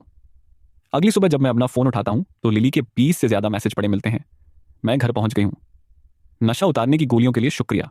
उन्हें लेने के बाद मेरा सिर बिल्कुल भी दर्द नहीं कर रहा है। क्या तुम सही सलामत कैंपस पहुँच गए थे? मैसेज लगभग हर आधे घंटे में आ रहे थे। शुरुआत में तो वे बिल्कुल सामान्य थे, लेकिन जैसे जैसे रात बीतती गई लिली के मैसेज का लहजा बदलने लगा। मैं समझा नहीं सकती, मैं बहुत कम पीती हूँ। आज रात तो बस एक इत्तेफाक था। आखिरी मैसेज रात के 2:00 आया था। मैं स्क्रीन पर छलकती उसकी घबराहट को देखता हूँ और अपनी भौं उठाता हूँ। मेरे चेहरे पर एक धीमी मुस्कान फैल जाती है। मैं एक छोटी सी लाइन टाइप करता हूँ, सॉरी, मैं कल रात बहुत थक गया था और घर पहुंचते ही सो गया था। लिली यकीनन रात भर सोई नहीं होगी क्योंकि मेरा मैसेज पहुंचते ही तुरंत उसका जवाब आ जाता है। ओह, तो तुम सो गए थे? मुझे लगा तुम मुझे नजरअंदाज कर रहे हो। आखिर में एक छोटा सा उदास चेहरे वाला इमोजी है। मुझे यह लगभग मजेदार लगता है। इससे पहले कि मैं जवाब भी दे पाता एक और मैसेज आ जाता है। क्या तुम आज फ्री हो? मैं एक बहुत बेहतरीन सुशी जगह को जानती हूँ। मैं आज फ्री नहीं हूँ, मैं शिफ्टिंग घर बदल कर रहा हूँ। लिली तुरंत मदद करने की पेशकश करती है। मैं सीधे तौर पर हाँ नहीं कहता, बस यही कहता हूँ कि मैं संभाल लूंगा। लेकिन वह जिद करती है। वह कहती है कि वह पहले से ही किंग बे यूनिवर्सिटी के मेन गेट के बाहर मेरा इंतजार कर रही है। रात भर एक पल के लिए भी नहीं सोई, जैसा कि मैंने सोचा था। मेरा मूड तुरंत अच्छा हो जाता है। ठीक है, ईस्ट गेट पर इंतजार करो, मैं अभी बाहर आता हूँ। सुबह के 8:00 एक व्यस्त एयरपोर्ट। एक तरोताजा नवयुवक टर्मिनल के बीच से गुजर रहा है। उसके बगल में एक खूबसूरत लड़की हंस रही है। दोनों ही दिखने में बेहद आकर्षक हैं और जहां से भी गुजरते हैं लोग मुड़ मुड़ कर उन्हें देखते हैं। तुम्हें क्या लगता है मम्मी पापा हैरान होंगे कि हम इतनी जल्दी वापस आ गए? यह नवयुवक टाइलर लू है। लू परिवार का सबसे छोटा बेटा। 1 महीने पहले स्कूल जाते समय टाइलर का एक छोटा सा कार एक्सीडेंट हो गया था। उसके चेहरे पर खरोंच आ गई थी, जिससे एक हल्का सा निशान रह गया था। टाइलर हमेशा से अपने लुक्स को लेकर पागल रहा है। उसके चेहरे पर एक निशान? बिल्कुल नहीं। उस निशान को हटाने के लिए वह अपनी बहन सेरेना को, जो शंघाई में पढ़ाई करती है, अपने साथ कंट्री एच कोरिया ले गया ताकि त्वचा की प्लास्टिक सर्जरी करवाई जा सके। वे आज ही लौट रहे हैं। टाइलर के चेहरे पर मासूमियत छाई हुई है। हालांकि पापा शायद ऑफिस के लिए निकल चुके होंगे। वे कितनी मेहनत करते हैं। जब वे घर आएंगे तो मैं उनके लिए खुद खाना बनाऊंगा, उनके अपने बेटे की तरफ से प्यार से भरा घरेलू खाना। टाइलर को जरा भी अंदाजा नहीं है कि वह लू परिवार का सगा बेटा नहीं है। लू परिवार उसे पूरे दिल से प्यार करता है। जब उन्हें पहली बार पता चला कि उनका कोई खून का रिश्ता नहीं है तो उनकी पहली प्रवृत्ति सच को दबाने की थी। उनकी दूसरी शंका यह थी कि कहीं डायना का कोई अफेयर तो नहीं था। लेकिन एक बार जब उन्होंने पुष्टि कर ली कि टाइलर और डायना का भी कोई जैविक संबंध नहीं है तो उन्हें लगा कि कुछ गड़बड़ है और उन्होंने छानबीन शुरू कर दी। लेकिन एक लड़का जो 17 सालों से बाहर भटक रहा था, जिसने हाई स्कूल भी पूरा नहीं किया था, वह टाइलर से कैसे तुलना कर सकता था जो हर दिन उनके साथ रहा था? इसलिए परिवार ने आपस में बात की और सर्वसम्मति से सच को दबाने पर सहमति जताई। असली वारिस जो बाहर की दुनिया में खो गया था, उसे गोद लिए बेटे के रूप में वापस लाया जाएगा। वे उसे छत और खाना देंगे और उसे कभी टाइलर से मुकाबला करने का सपना नहीं देखना चाहिए। टाइलर गर्व से खिल उठता है। सेरेना उसकी तरफ देखती है। उसकी आंखें गर्मजोशी और स्नेह से भरी हैं। टाइलर अभी भी नहीं जानता, लेकिन घर के सफर के बाद वह लू परिवार का इकलौता बेटा नहीं रहेगा। यह ख्याल उसके दिमाग में आता है और सेरेना एक धीमी सांस लेती है। उसकी आंखों में घृणा की एक झलक कौंध जाती है। वह बस उम्मीद करती है कि वह लड़का अपनी औकात जानता हो। उसे उन चीजों की तरफ हाथ नहीं बढ़ाना चाहिए जो उसकी नहीं है, क्योंकि अगर वह ऐसा करता है तो भले ही वह उसका सगा भाई क्यों ना हो, वह उसे छोड़ने वाली नहीं है। रुको, तुम सच में यहाँ किंग बे के विला कॉम्प्लेक्स में रहते हो? मेरा सामान अंदर शिफ्ट करवाने में मदद करने के बाद लिली दुनिया के बारे में जो कुछ भी जानती थी उस पर सवाल उठाने लगती है, क्योंकि किंग बे के कैंपस में 2 मंजिला विला सिर्फ उन्हीं लोगों को मिलता है जो कम से कम प्रोफेसर हों या जिन्होंने यूनिवर्सिटी के लिए कोई असाधारण योगदान दिया हो। लेकिन मैं इतना छोटा दिखता हूं कि मेरे प्रोफेसर होने की कोई गुंजाइश ही नहीं है। तो फिर सिर्फ एक ही जवाब बचता है, असाधारण योगदान। लेकिन आखिरी स्टूडेंट जिसने ऐसा कुछ किया था उसने ग्लोबल रोबोटिक्स चैंपियनशिप में पहला स्थान हासिल किया था। वह 5 साल पहले की बात थी। रातों रात पूरे देश में किंग बे का नाम छा गया था। जब वह प्रतियोगिता शुरू हुई थी तब लिली हर राउंड को देखने के लिए टीवी के सामने जम जाती थी और वह सीनियर छात्र बायरन बाई स्वाभाविक रूप से उसका आदर्श बन गया था। अब विला के सोफे पर बैठी लिली का गोरा चेहरा लाल हो चुका है। वह लगभग हैरान दिख रही है। ये यकीन ही नहीं कर पा रही है कि उसके सामने खड़ा यह लड़का जो इतना सीधा साधा दिखता है संभवतः उसके आदर्श की बराबरी में हो सकता है। हाँ, मैंने कुछ किया था, कुछ बहुत बड़ा और टॉ। छांग ने मेरी तरफ से इस विला के लिए आवेदन किया था। लिली की आंखें फटी की फटी रह जाती हैं। इस पल में उसके चेहरे पर एक अलग ही मासूमियत और जीवंतता है। तुमने ऐसा क्या किया था? मैं बता नहीं सकता, गोपनीय क्लासिफाइड है। लेकिन अगर चीज़ें तेज़ी से आगे बढ़ती हैं तो तुम्हें कुछ महीनों में पता चल जाना चाहिए। यह तो सच में कमाल का लगता है। लिली का गला सूख जाता है। क्या ये कोई बहुत प्रभावकारी चीज़ है? मैं तो कहूँगा कि हाँ। किस क्षेत्र में? नहीं बता सकता। मैंने गोपनीयता समझौते एनडीए पर दस्तखत किए हैं। लिली एक तीखी सांस खींचती है। लेकिन तुम तो लगभग मेरी उम्र के दिखते हो। क्या छोटा होने का मतलब यह है कि आप कुछ हासिल नहीं कर सकते? उम्र कोई मायने नहीं रखती। कान से छनकर आती धूप मुझे सुनहरी चमक में नहला देती है। मैं बिना किसी प्रयास के बहुत कूल और थोड़ा रहस्यमयी दिखता हूँ। सामान शिफ्ट करने में मदद के लिए शुक्रिया। चलो मैं तुम्हें दोपहर का खाना खिलाता हूँ। मैं बातचीत का रुख मोड़ देता हूँ। लिली की भावनाएं उथल पुथल से भरी हुई हैं। वह और पूछना चाहती है, लेकिन मेरे चेहरे के भाव देखकर वह समझ जाती है कि उसे मुझसे और कुछ नहीं मिलने वाला। वह जो कुछ भी कहना चाहती है वह 5 शांत शब्दों में सिमट जाता है। तुम सच में बहुत खास हो। हाँ, मैं सच में हूं। अगर लिली शुरुआत में सिर्फ मेरे लुक्स की वजह से मेरी तरफ खींची चली आई थी, तो अब वह पूरी तरह से मुझ पर फिदा हो चुकी है। हैंडसम और होनहार लड़कों की कोई कमी नहीं है, और उसका पीछा करने वाले ज्यादातर लड़के टॉप स्टूडेंट्स हैं।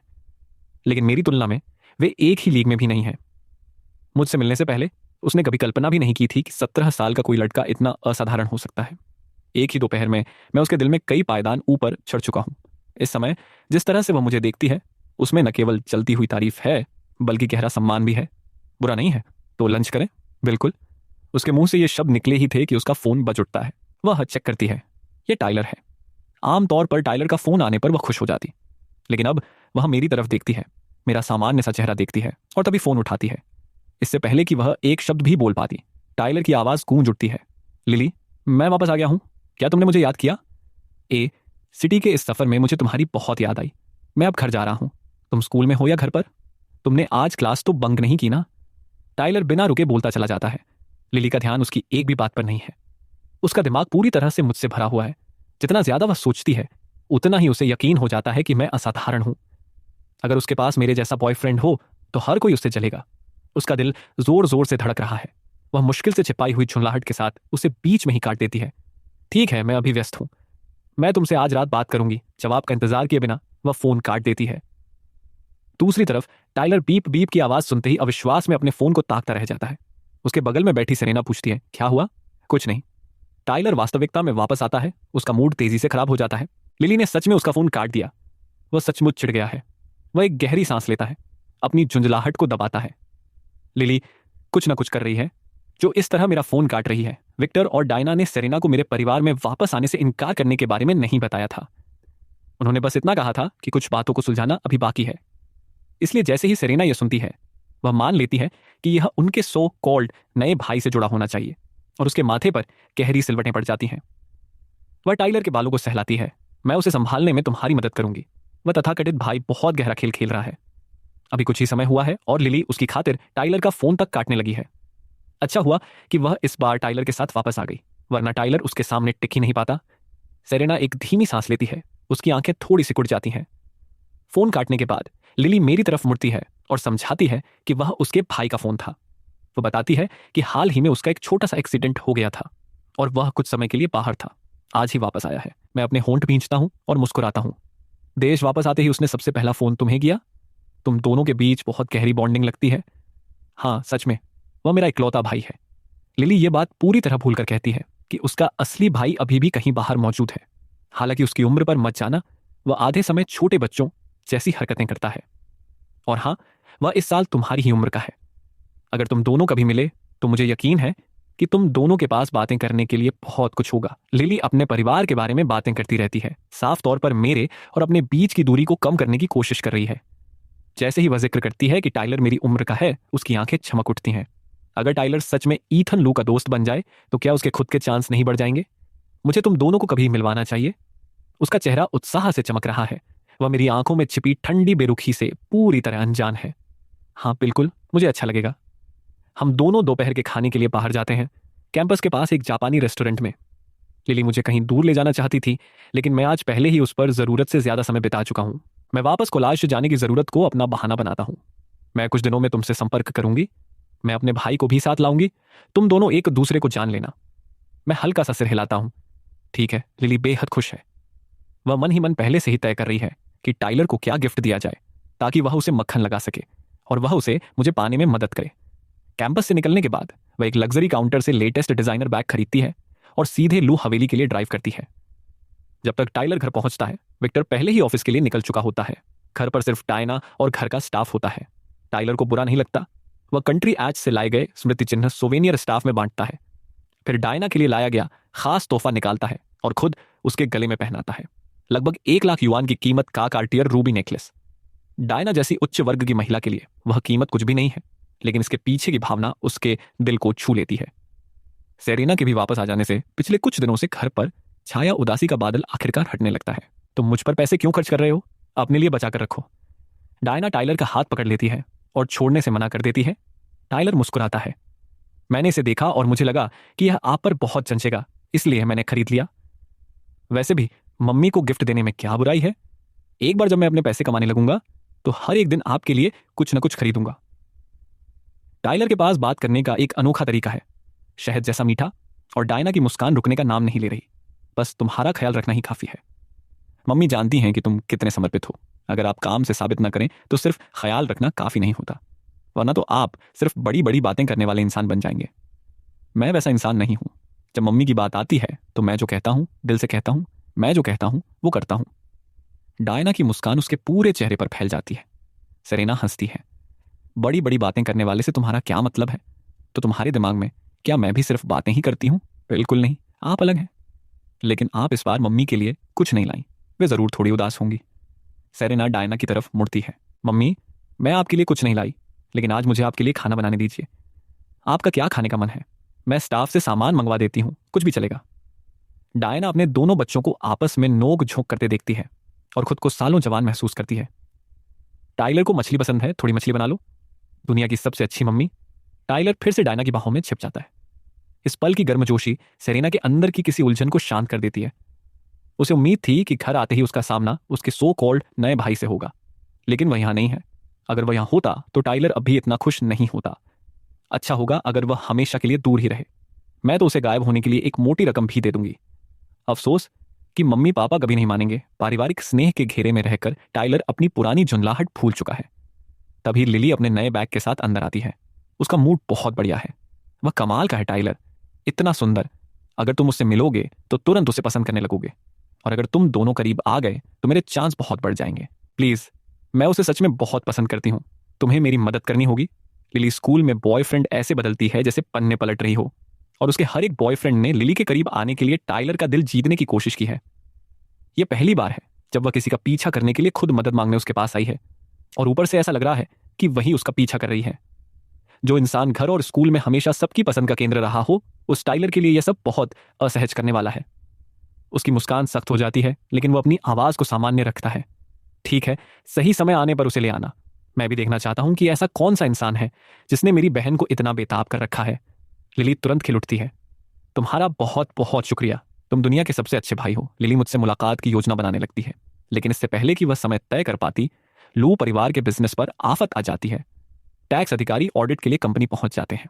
फिर एक के बाद एक लू ग्रुप के बिजनेस पार्टनर अपने कॉन्ट्रैक्ट रद्द करने लगते हैं, जिससे उनके नए प्रोजेक्ट ठप पड़ जाते हैं। इन मुसीबतों की लड़ी ने विक्टर को पदहवास कर दिया। उसने बिजनेस की दुनिया में सालों बिताए हैं और वह अच्छी तरह जानता है कि यह क्या है। कोई जानबूझकर उसे निशाना बना रहा है। वह जानकारी जुटाने के लिए अपने पुराने संपर्कों पर पानी की तरह पैसा बहाता है। पहले तो कोई कुछ नहीं बताता, लेकिन उसकी बदहवासी देखकर वे थोड़ा सा इशारा कर देते हैं। लगता है तुमने हाल ही में किसी गलत इंसान से पंगा ले लिया है। जो कोई भी तुम्हारे पीछे पड़ा है उसका रुतबा बहुत बड़ा है। हम उनके खिलाफ एक शब्द बोलने की औकात नहीं रखते। यह सुनते ही विक्टर घबरा जाता है।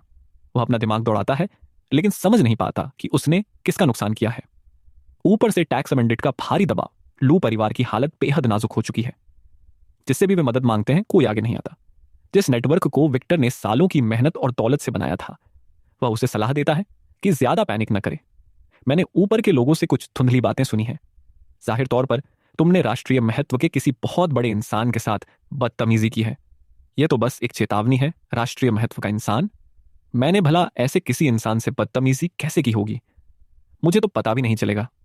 विक्टर खुद को पूरी तरह बेकसूर महसूस करता है। उसके दिमाग में एक बार भी उस संपर्क की बात को मुझसे जोड़ने का ख्याल नहीं आता। वह संपर्क आह भरता है। कुछ दिन पहले क्या तुमने बाजार दर से कई गुना ज्यादा दाम पर एक छोटा सा अपार्टमेंट किराए पर दिया था? विक्टर का पहला रिएक्शन होता है, मैं एक छोटा अपार्टमेंट किराए पर क्यों दूंगा? लेकिन जैसे ही शब्द बनते हैं, यादें झटके से वापस आती हैं। वह दबाव बनाने का तरीका जो उसने मुझे अपनी बात मनवाने के लिए इस्तेमाल किया था। और उसका पेट बैठ जाता है, उसके अंदर सदमा फैल जाता है, जिसके तुरंत बाद अविश्वास आता है। आपका मतलब? यह देखकर कि विक्टर ने कनेक्शन जोड़ लिया है, वह संपर्क बात घुमाना बंद कर देता है। मुझे जो सुनने को मिला है उसके मुताबिक तुम उस लड़के को किसी धर्मपुत्र गोद लिया बेटा के रूप में घर लाना चाहते थे। उसका बैकग्राउंड असाधारण है। ऊपर के लोगों ने शुरू में तुम्हें एक संभावित जासूस स्पाई के रूप में देखा था। उन्होंने जांच की और तुम्हें क्लीन चिट दे दी, इसलिए ये बस उसकी तरफ से तुम्हें दिया गया एक सीधा सा संदेश है।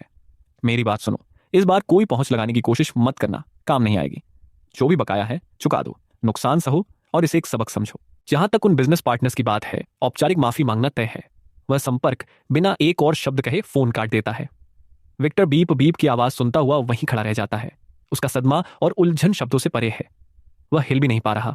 विक्टर ने एक बार भी नहीं सोचा था कि जिस सगे बेटे को उसने निकम्मा मानकर छोड़ दिया था, वह राष्ट्रीय महत्व का इंसान हो सकता है। आखिरकार जो कुछ भी उसने सुना था उसके मुताबिक वह लड़का तो बस पढ़ाई छोड़ चुका एक आवारा था। जो लड़का हाई स्कूल भी पूरा न कर सका हो, उसे लू परिवार का बेटा बनने का कोई हक नहीं था। वह एक ऐसा आदमी है जो हर चीज से ऊपर मुनाफे को रखता है। जब उसे पता चला कि उसका सगा बेटा इतना निराशाजनक है, तो उसका पहला विचार मुझे गोद लिए बेटे के रूप में लाने का था। एक आरामदायक जिंदगी दो और हिसाब बराबर करो। उसने कभी उम्मीद नहीं की थी कि मैं इतना काबिल निकलूंगा कि मेरी उम्र का कोई इंसान पहले से ही देश की प्राथमिकता बन चुका होगा। उसने मेरे खिलाफ एक छोटा सा कदम क्या उठाया कि उसे लगभग जासूस मान लिया गया था। एक पल के लिए विक्टर पछतावे से भर जाता है, लेकिन वह पछतावा ज्यादा देर नहीं टिकता। वह तुरंत ही गर्व और शुद्ध उत्साह के भाव में बदल जाता है। आखिरकार वह मेरा ही खून है, वह मेरा बेटा है। इस परिवार से दूर पलने के बावजूद वह इतना असाधारण निकला। अगर बात यह है तो ईथन लू गोद लिए बेटे के रूप में वापस नहीं आ सकता। उसे असली वारिस बनकर ही वापस आना होगा। लेकिन अगर ऐसा होता है तो टाइलर का क्या होगा? डायना ने पिछले कुछ दिनों में अपने पति को टूटते देखा है, हर शिकन देखी है और चुपचाप चिंता की है। उसने हर संभव वजह के बारे में सोचा, लेकिन उसने एक बार भी नहीं सोचा था कि कंपनी पर हुए हमलों का उस सगे बेटे से कोई लेना देना हो सकता है, जिसे उसने सालों पहले खो दिया था। जब विक्टर उसे सच बताता है तो पहले तो उसे यकीन ही नहीं होता। यह तो तब होता है जब वह कहता है कि वह मुझे असली वारिस के रूप में वापस लाना चाहता है। तब जाकर वह पूरी तरह होश में आती है। टाइलर बचपन से हमारे साथ रहा है। अगर उसे पता चला कि वह हमारा सगा बेटा नहीं है तो वह पूरी तरह टूट जाएगा। हाँ, ईथन काबिल है, लेकिन हम टाइलर की भावनाओं को इस तरह नजरअंदाज नहीं कर सकते। भावुकता। विक्टर का टाइलर के लिए प्यार सच्चा है, लेकिन यह हमेशा बाकी चीजों के साथ मिलावटी रहा है। परिवार के बाकी लोगों जैसा शुद्ध कभी नहीं रहा। जब डायना यह कहती है तो वह उपहास उड़ाता है। तुम्हें अंदाजा भी है कि तुम्हारा यह बेटा असल में कितना असाधारण है? उसने उंगली तक नहीं उठाई और लू परिवार तबाह होने के कगार पर पहुंच गया। अगर हमने सच में उसकी असली पहचान छुपाने की कोशिश की तो भूल जाओ कि वह हमारे साथ वापस आएगा भी या नहीं। ऊपर के लोग हमें उसके साथ फिर कभी बदतमीजी नहीं करने देंगे। और वह तथाकथित जान बचाने वाले मददगार की कहानी तो कभी थी ही नहीं। तुम्हें लगता है कि इनमें से कोई भी बात ऊपर के लोगों से छिपी है? डायना अपने पति को सहमी हुई नजर से घूरती है। क्या वह सच में इतना ताकतवर है? तो फिर वह एक छोटा सा एक कमरे का अपार्टमेंट किराए पर क्यों ले रहा है? और वैसे भी उसके हाई स्कूल में हर कोई यही कह रहा था कि उसने पढ़ाई छोड़ दी है। उन बच्चों को क्या पता? विक्टर ने इस बारे में भी सोचा है। अगर देश उसे इतना महत्व दे रहा है तो वह जिस भी चीज पर काम कर रहा है वह गोपनीय क्लासिफाइड होगी। सरकार ने उसे चुपचाप स्कूल से हटा दिया और जिसे सच नहीं पता था उसने मान लिया कि उसने पढ़ाई छोड़ दी है। सिर्फ छात्र ही नहीं, शिक्षकों को भी शायद कोई अंदाजा नहीं है। विक्टर एक गहरी सांस लेता है। उसका खून गर्माहट से भर जाता है। वह हमारा सगा बेटा है। अगर हम उसे वापस लाते हैं तो लू परिवार उसके साथ आगे बढ़ेगा। हम सबका फायदा है। विक्टर को इतना उत्तेजित देखकर डायना समझ जाती है कि उसने अपना मन बना लिया है। उसके माथे पर गहरी सिलवटें पड़ जाती हैं। फिर टाइलर का क्या होगा? हम कुछ नहीं कर सकते। उसे यह स्वीकार करना ही होगा। हालांकि ईमानदारी से कहूं तो ये उससे कोई बहुत बड़ी कुर्बानी नहीं मांगी जा रही है। उसने सालों तक हमारे बेटे के रूप में ऐश और आराम की जिंदगी जी है। अगर सच में किसी ने दुख सहा है तो वह ईथन है। विक्टर डायना के कंधे को थपथपाता है। जाओ, कुछ ऐसी चीजें तैयार करो जो उस लड़के को पसंद आए। मैं कल उससे मिलने जा रहा हूं और इसे सुलझाने वाला हूं। इतनी जल्दी? पहले जो कुछ हुआ था उसकी वजह से डायना मुझे इस घर में वापस लाने के लिए बहुत हिचकिचा रही है। और जाहिर है उसका सबसे बड़ा डर यह है कि टाइलर इसे बर्दाश्त नहीं कर पाएगा। लेकिन हम टाइलर का क्या करेंगे? बस उसे सच बता दो, बस उसे सच बता दो। डायना एक भारी सांस छोड़ती है। टाइलर इतनी जल्दी इसे कैसे स्वीकार कर पाएगा? वह विक्टर की आस्तीन पकड़ लेती है। क्या होगा अगर हम कहें कि वे जुड़वा हैं? वे एक जैसे नहीं दिखते, लेकिन अलग दिखने वाले जुड़वा बच्चे भी तो होते हैं। जितना ज्यादा वह सोचती है उतना ही यह मुमकिन लगता है। डायना का चेहरा खिल उठता है। इस तरह वह असली वारिस के रूप में वापस आ जाएगा और टाइलर को अलग थलग महसूस नहीं होगा। टाइलर इतना दयालु है तो ईथन का ख्याल भी रखेगा। अगर उन्होंने पहले ईथन को धोखा देने की कोशिश ना की होती तो जुड़वाना बच्चों वाली कहानी मुमकिन हो सकती थी। लेकिन अब जब सब कुछ सामने आ चुका है, अगर वे जुड़वा वाली कहानी करने की कोशिश करेंगे तो ईथन कभी नहीं मानेगा। सिर्फ एक मुलाकात के बाद ही विक्टर साफ देख सकता है कि मैं कोई ऐसा इंसान नहीं हूं जिसे आसानी से बेवकूफ बनाया जा सके, खासकर तब जब देश मेरे पीछे खड़ा हो। टाइलर, जो अभी कुछ ही दिनों के लिए घर आया था, इस खबर से हैरान रह जाता है। ये कैसे हो सकता है? कैसे मम्मी? मैं आपका बेटा कैसे नहीं हूं? आप मुझसे झूठ बोल रही हैं। विक्टर की जिद करने पर डायना टाइलर को सब कुछ बता देती है। टाइलर यकीन करने से मना कर देता है, लेकिन डायना का चेहरा पूरी तरह गंभीर और चिंता से भरा है। वह उसके सामने डीएनए टेस्ट रिपोर्ट रख देती है। टाइलर अंदर से टूट जाता है। उसकी आंखों से आंसू बहने लगते हैं। यह बर्फ के गड्ढे में गिरने जैसा है, एक ऐसी ठंड जो उसके सिर से लेकर पैरों तक समा जाती है। डायना उसे सांत्वना देने की कितनी भी कोशिश करे, वह इसमें से कुछ भी स्वीकार नहीं कर पाता। अपने जिस बेटे को वह सबसे ज्यादा मानती है, उसे इस तरह रोते देखकर डायना भी अपने आंसू नहीं रोक पाती। माँ और बेटा एक दूसरे से लिपटकर बिलखने लगते हैं और जल्द ही लिली और सेरेना उन्हें इस हालत में देख लेती हैं। जब दोनों बहनों को पता चलता है कि उनकी माँ ने सच में टाइलर को सच बता दिया है, तो दोनों में से कोई भी इसे स्वीकार नहीं कर पाती। वे दोनों वजह जानना चाहती हैं, क्योंकि शुरुआत से ही वे इस बात पर सहमत थीं कि मुझे सिर्फ गोद लिए बेटे के रूप में वापस लाया जाएगा। डायना भी यह नहीं चाहती थी, इसलिए अपने आंसुओं के बीच वह अपनी बेटियों को वजह समझाती है। वह उस हिस्से को पड़ा छड़ाकर बताती है जहां मैंने उनके साथ बदतमीजी की थी, और विक्टर की हर हरकत पर पर्दा डाल देती है। जो कहानी वह सुनाती है उसमें मुझे एक ऐसे इंसान के रूप में दिखाया गया है जिसके पास टैलेंट तो है, लेकिन तमीज या बुनियादी इंसानियत नाम की कोई चीज नहीं है। सेरेना गुस्से से लाल हो जाती है, लेकिन लिली सुनती है और उसे लगता है कि कुछ गड़बड़ है। यह पूरा मामला बहुत बड़ा इत्तेफाक लगता है। अगर उसका असली भाई कोई मामूली पढ़ाई छोड़ने वाला लड़का होता तो ठीक था, लेकिन राष्ट्रीय महत्व का इंसान, कोई ऐसा जिसे सरकार सुरक्षा देती हो, कोई ऐसा जिससे हाल ही में एक परिवार ने संपर्क किया था और उसे गोद लेने का नाटक करके घर बदलने पर मजबूर किया था। यह सब इतना जाना पहचाना क्यों लग रहा है? किसी अनजाने एहसास पर लिली बोल उठती है, मम्मी, उसका नाम क्या है? डायना अपनी आंखें पोंछती है। ईथन लू। एक और दिल पर हथौड़ा पड़ता है। लिली का चेहरा एक पल में सफेद पड़ जाता है। पिछले कुछ दिनों से मैं लैब में ही रह रहा हूं, लगातार रात दिन काम कर रहा हूं, जब तक कि मेरी हिम्मत जवाब न दे जाए। ईथन, तुम्हारे परिवार से कोई यहां आया है? मैं कई दिनों से लैब में हूं। टॉ, छांग और अन्य सीनियर शोधकर्ता पूरे समय मेरे साथ रहे हैं, लेकिन उम्र का असर उन सब पर दिखने लगा है। उनकी सहनशक्ति की सीमाएं हैं। वे मेरी गति से मुकाबला नहीं कर सकते। बिना सोए दिन रात काम करना। जब वे अपनी सीमा पर पहुंचते हैं तो वे कुछ घंटों के लिए आराम करने चले जाते हैं। वे मुझे जल्दी न करने के लिए कहते रहते हैं, लेकिन मैं खुद को रोक नहीं पाता। मैं जल्द से जल्द स्थानिक थैली स्पेशल पाउच का शोध पूरा करना चाहता हूं, किसी और वजह से नहीं। मैं बस जादूगर वॉर्डलॉक का आखिरी टुकड़ा पाना चाहता हूं, ताकि जादूगर जो छोड़ गया है उस पर दावा कर सकूं। टॉ, छांग और बाकी लोगों को अंदाजा नहीं है कि मैं असल में किस चीज के पीछे हूं। वे मानते हैं कि मैं लू परिवार के मामले के बाद बस गुस्से और बेताबी में काम कर रहा हूं। इसीलिए जैसे ही वे सुनते हैं कि लू परिवार आया है, वे मुझे तुरंत बताने भागते हैं।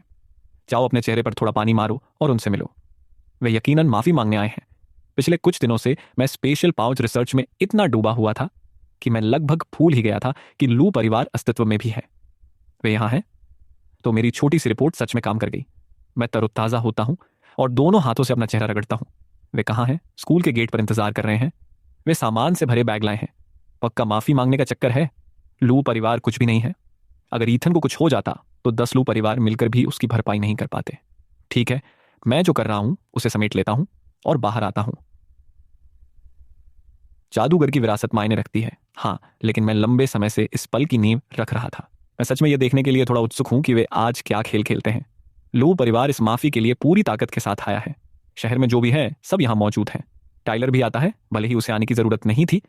पूरे परिवार ने उससे घर पर रहने और खुद को संभालने का समय लेने को कहा था, लेकिन रोने धोने के बाद टाइलर कहता है कि इस सब में सबसे बेकसूर इंसान मैं हूं। उसने सालों तक मेरी जगह ऐश की जिंदगी जी है। ये माफी उसकी भी है। टाइलर की इस शराफत से डायना और सेरेना दोनों बहुत प्रभावित होती हैं और मेरे प्रति उनकी कड़वाहट और तीखी हो जाती है। जहां तक लिली की बात है, वह सिर्फ खौफ और अपमान महसूस कर रही है। किसी और चीज के लिए कोई जगह नहीं है। ये इत्तेफाक बहुत सटीक है और वे उसे डरा रहे हैं। जो बात उसे और भी डराती है वह यह है कि उसका असली भाई भी किंगबे यूनिवर्सिटी में पढ़ता है।